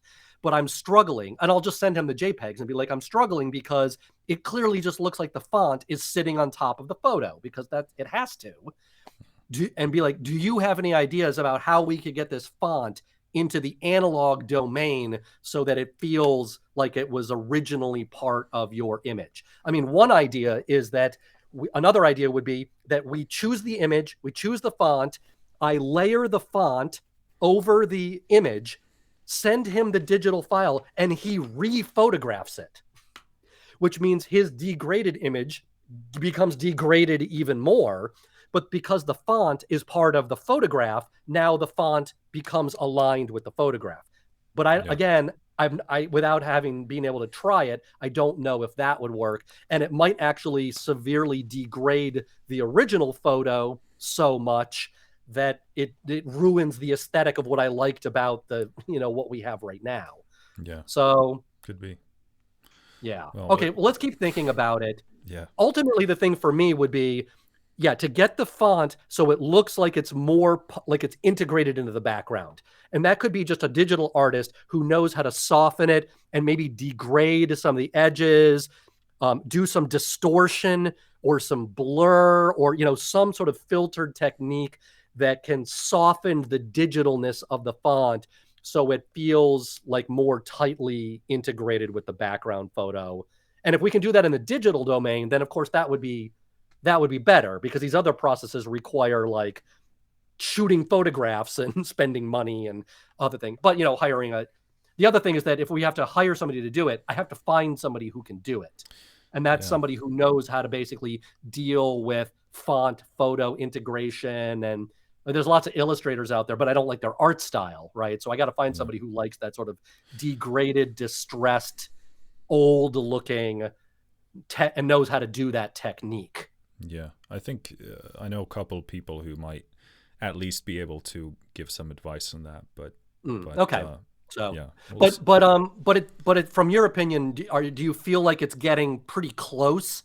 It's like we just got to choose the right font and the right treatment, but the image is okay. And did you like the concept that basically the font was just sort of like layered from like the edge to the little thing? I think it's, for me, hard to say yet at this stage, because I think we need to nail the font first, and then the placement kind of relates to that. But I'm not against the placement concept overall. So I think at least for me, if I see the font and go like, yeah, that's it, then it's easier to figure out from there. So for me, that process is basically sitting in front of a font website, literally typing in the word, because some of them, right, you can type in the word so you can see it in the font, and then just sitting there being like, next, next, next, next, next, next, and it's a painful experience. Yeah. But you can also also what you do? Yeah, but I sort of streamline it more a bit, because first I go on a Google spree and literally type in the kind of descriptive words plus font, and then just go through Google Images and go like, okay, that's cool. Then I make tabs of that, and then I make a list of those. And usually those fonts you can sort of cascade into further research and find even better and better fonts. Then I usually kind of sum those up, take the best top 5 or 10, and then I go into the sites you mentioned where you can actually write it down and then see it. Okay. And then you can license it if you need to, which is usually pretty cheap and so forth. But yeah, that's okay. So it sounds like the big thing is finding the font next. So it sounds like we both need to throw out a few different options. Yeah. And even just taking like screenshots of the word would be good, or you can just share the link to the Yeah. font itself. Yeah. Okay. That makes sense. And then do you have any like live thoughts on the songs themselves? Because at this stage, so I've sent you, so the one you had the most comments on was Stygian.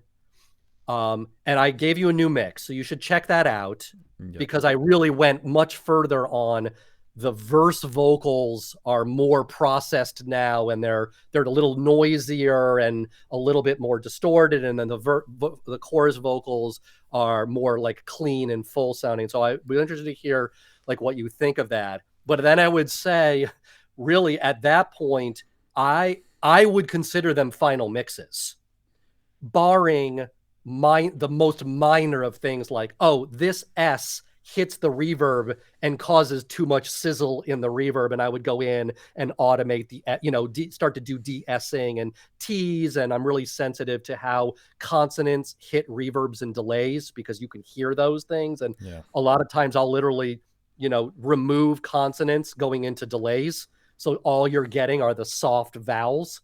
But it's time consuming, right? But it's not super painful. But I'm almost at the point where like I'm down to that level.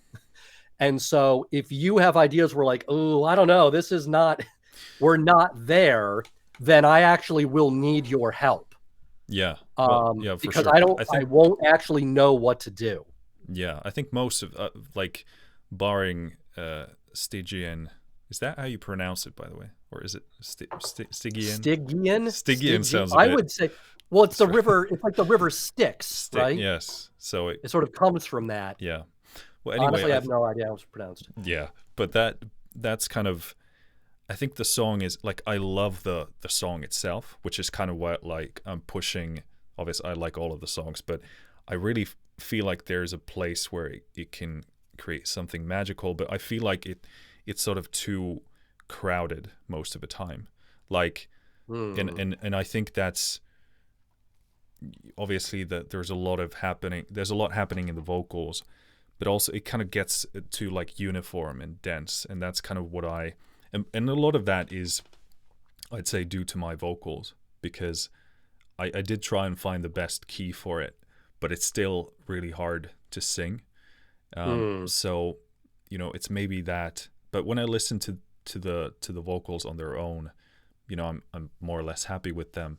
But maybe it's that kind of that they need a bit more space. But I need to listen to the new mix because I actually haven't had time to do that yet. Yeah. But it's pretty different from a vocal production point of view.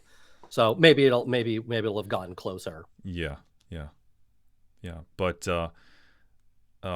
Darkling is that latest mix you sent me was like, it was even better than before. I really liked a lot of the vocal kind of processing and production changes. Yeah, I like all these songs, but I have a particular affinity for that song. I don't. Yeah. It's got the most. Well, as you know, I like putting lots of things. There's always lots of things happening, and that's probably why Stygian, you're reacting a little bit. Is there's a lot of loose drum programming.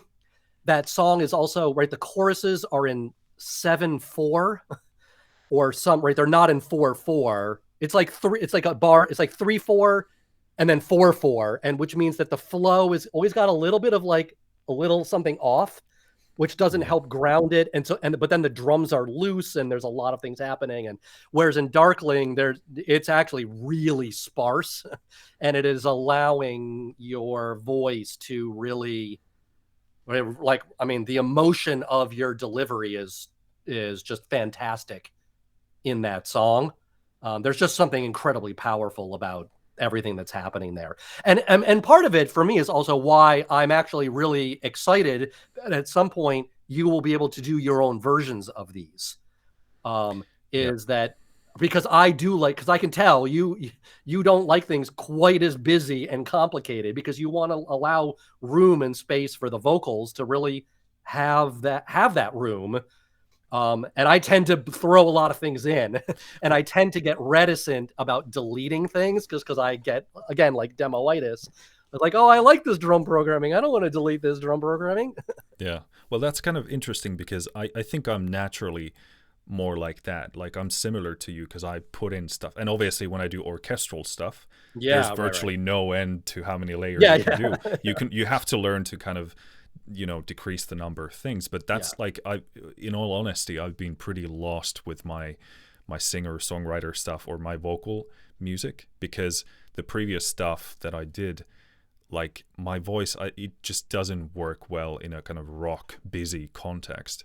So Yeah, what right. I'm exploring now and what I'm gonna do with these songs when I do my own versions is Mm, it's literally gonna be an exercise of restraint. Like see mm. how much I can pull out and how kind of sparse I can make it because I think that really serves my vocal style the best, whether I'm Yeah, singing low right. or high. And I don't have that kind of power in my voice, which I wish I had, and I'm hoping to work towards in the future. Which But is crazy to hear you say, because I think you have that power in spades. well, Like, yeah, well, maybe it like depends on how you define power, but right, yeah, I yeah, know. Yes. Like the fact that you can sing these songs in 3 different octaves is just insane.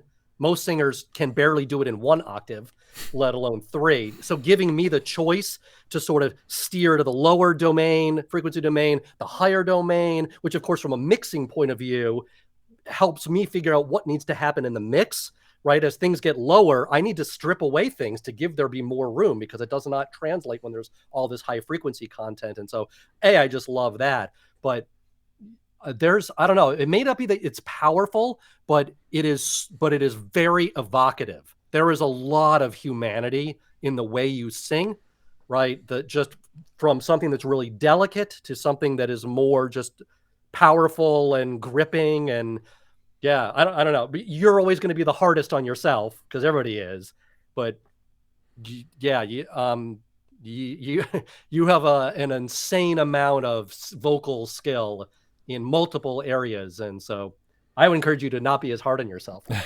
well, I appreciate it.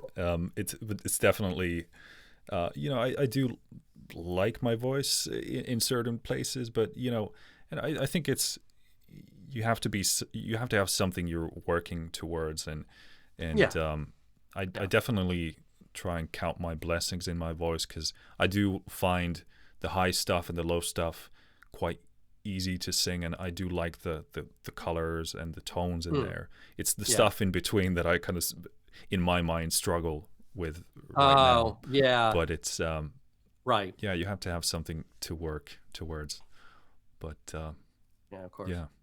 Cool. Okay. Well, Cool. yeah. So, yeah, let me know how we can push these mixes a little bit further. At some point, though, if I'm not getting there, I'm not sure what to do, and it would either be stripping away musical layers at certain parts of the song, or it might be that I deliver the backing track with no vocals, your cleaned up vocals with like EQ and compression, but no effects, or maybe no EQ and no effects, and just being like, I need you to come up with ideas about how these get placed on top of this.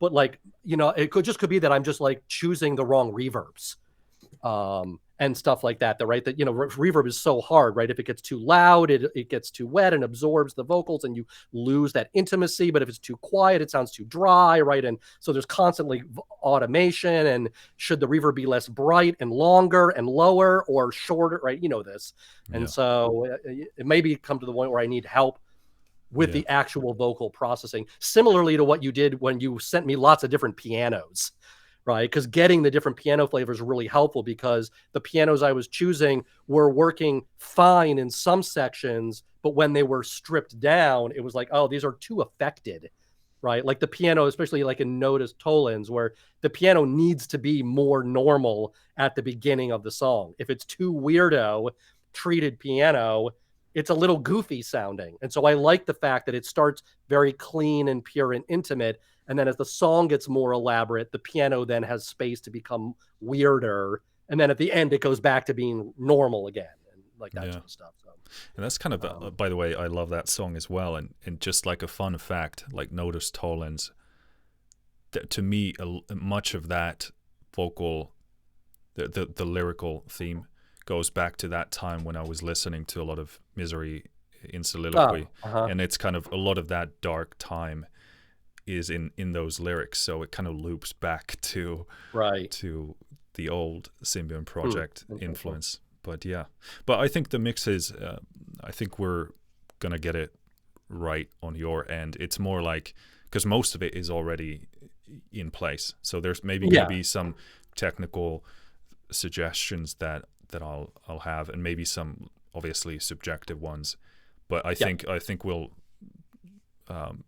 figure it out mostly via email and on your end. So but it's just like Stygian is a tough song. Like it's a beautiful song, but it's tricky to arrange and mix and I think I will get this album mastered by somebody else.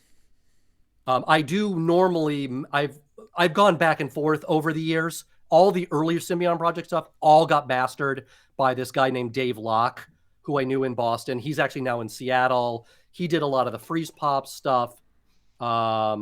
And but then my later stuff, to save money, I just did it myself. And plus I started to learn enough about mastering that I felt confident enough to do it. But I think for this album, I'm going to probably have somebody else do it. But I don't know who. So I don't know if you have somebody in particular that you would be like, oh my God, you got to use this person. That would be amazing, or not. I mean, there's endless mastering engineers. The other person that I could potentially go to would be this guy, Taylor Dupree, who runs a record label called 12K Records. And 12K Records releases some of the world's most recognizable ambient music. Like he's worked with Sakamoto, he's worked with Philip Glass, and he like if anybody in the ambient domain gets their music mastered, they use Taylor Dupree. Chris Child in Kodomo does all his records using Taylor Dupree. And so like I could get pretty him. Good. They sound good. He tends to not mix music very loudly.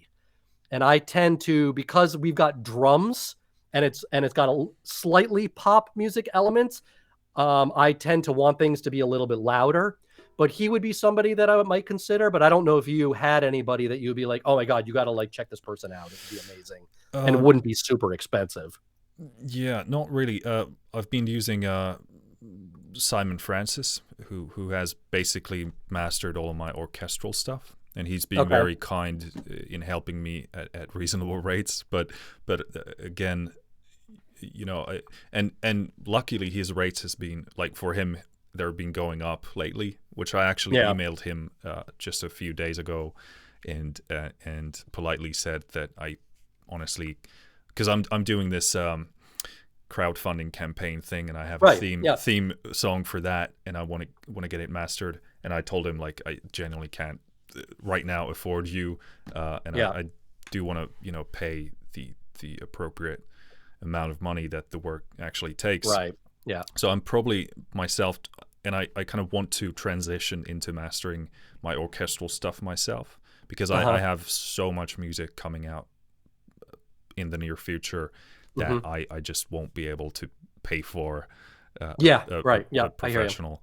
But I do want to, I feel like I'm getting so close that I might as well put in the extra work and figure it out, treat the space a tiny bit more, and do it myself. But I don't know, maybe that's something that I want to research as well, because it's kind of like, it's a bit mystical trying to figure out who is the right mastering engineer for you, and for the record. So I don't know, maybe another thing to do a bit of research on and study. Yeah.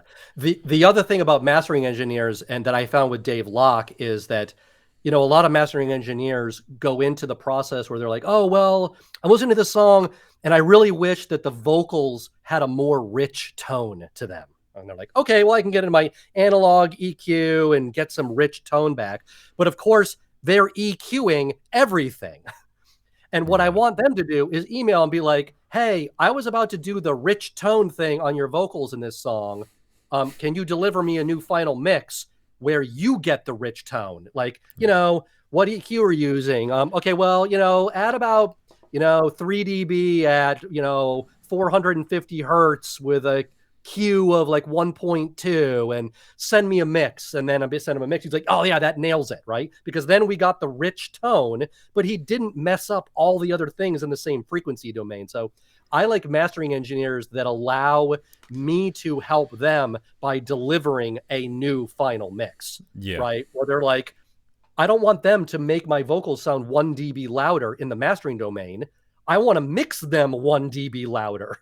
Just right. So I prefer mastering engineers that don't mind helping me actually finish the mix so that their process is really just like great sounding gear and sweetening.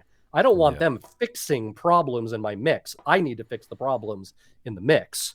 So for sure. That's one aspect.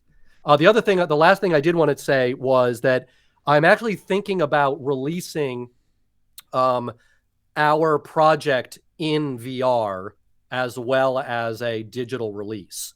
So like so do you know that Morph project that I did? Yeah. Right. So I had built this way to like mix music in VR. And then I reached out to ambient artists to get music, and they sent me stems and the songs loop. And there's all these sort of technical constraints. Like I need everything in mono, for instance, which most people are like, what? I don't have anything in mono. Everything. So I have to like create the mono in various ways and be careful about phase and all that stuff. But so I finished that project and I released it this last summer, and, I give it away for free. It's been downloaded about 5,000 times, and it's been installed and used about 3,000 times. Well, when I release an album, I don't get 3,000 listeners. I mean, maybe I get 3,000 listeners on streaming, but I don't get 3,000 people going to my Bandcamp page and downloading an album even for free. And so I reached a lot of people through a completely different medium than a Bandcamp or streaming or music. And so, and because that project actually cost me a fair amount of money just to hire programmers and all that stuff, I'm always looking at ways at reusing it. And so I've been sitting on the technology being like, well, what else could I do with it? And so one idea was like, well, maybe I'll reach out to other bands and create VR releases of their album just using my app as the method to get it out there. And I don't know. And so then for some reason I had never considered my own music.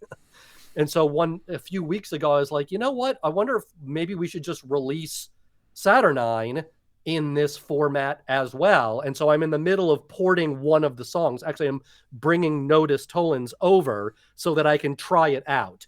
Because the problem with pop music is that I have no control over what the listener hears at any given moment, which means your vocals, as they drift around the space, show up and then go away, like mid-sentence. But one of the things I can do is I can take your vocal object and I can lock it in space and not have it move, which means that you can go into the song and I could be like, okay, I'm going to put a piano here and his low vocals down here and his high vocals up here.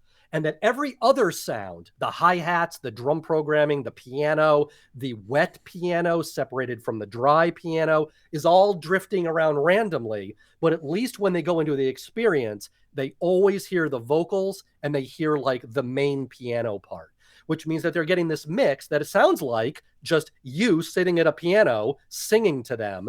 But then meanwhile, the hi-hats drift by, the bass drifts by. And so the mix is constantly sort of like, organically changing around them. And it actually sounds pretty cool. And the other thing is that they can grab your vocals and manually move them away. So they could grab that vocal and push it all the way over there, which means there's no more vocals anymore. And now it's an instrumental version of the song. And so it's that interaction with the audio that I think lets people not only get a dynamic mix, but they can make a remix, right? They can be just vocals and intimate piano and nothing else, or no vocals, no drums, and just the instruments. And you can get these sort of interesting remixes. And so, and then the idea on the art side is that I would actually, so the room you're in is skinned in JPEGs that are layered together, and they're slowly changing alpha, fading in and out, and they can rotate slowly and slide. Is that I would basically reach out to Cole and license basically all of the photos from that series of firework daguerreotype photos or tintypes, and then skin the walls so every song of Saturnine would have a sort of a different aesthetic to it. But essentially, the album would be released both on Bandcamp and streaming, but also essentially as a free VR app or a paid VR app, because you can also do it paid, although Oculus takes like 40% of the money. Well, just like every site, right? Bandcamp takes 15% or 10%. What do you have any thoughts on that? Do you like that idea, or you're like, I don't like that, or what do you think? No, it sounds exciting and interesting. And well, first of all, I'd love to try that out someday myself. But yeah, I think it could also be like an interesting thing that you could market to, well, both, you know, music blogs or whoever does stuff like that, but also, you know, tech side, like, because right. Yeah. So there, and you know, and like you said, right, it's like a companion experience that might reach a completely different audience. And what I have found is through Morph, there's a lot of people playing VR looking for interesting artsy experiences.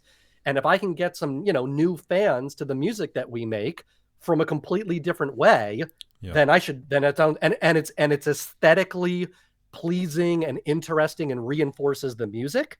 And honestly, I'll be able to send you some footage. I can capture footage inside the experience where it's just me sitting there looking at the space, hearing your vocals and the piano, and then the other elements drifting by, seeing Cole's imagery, because I will probably need to send him a video and be like, hey, the other thing is I don't know what it will cost for me to license essentially 10 to 12 photos.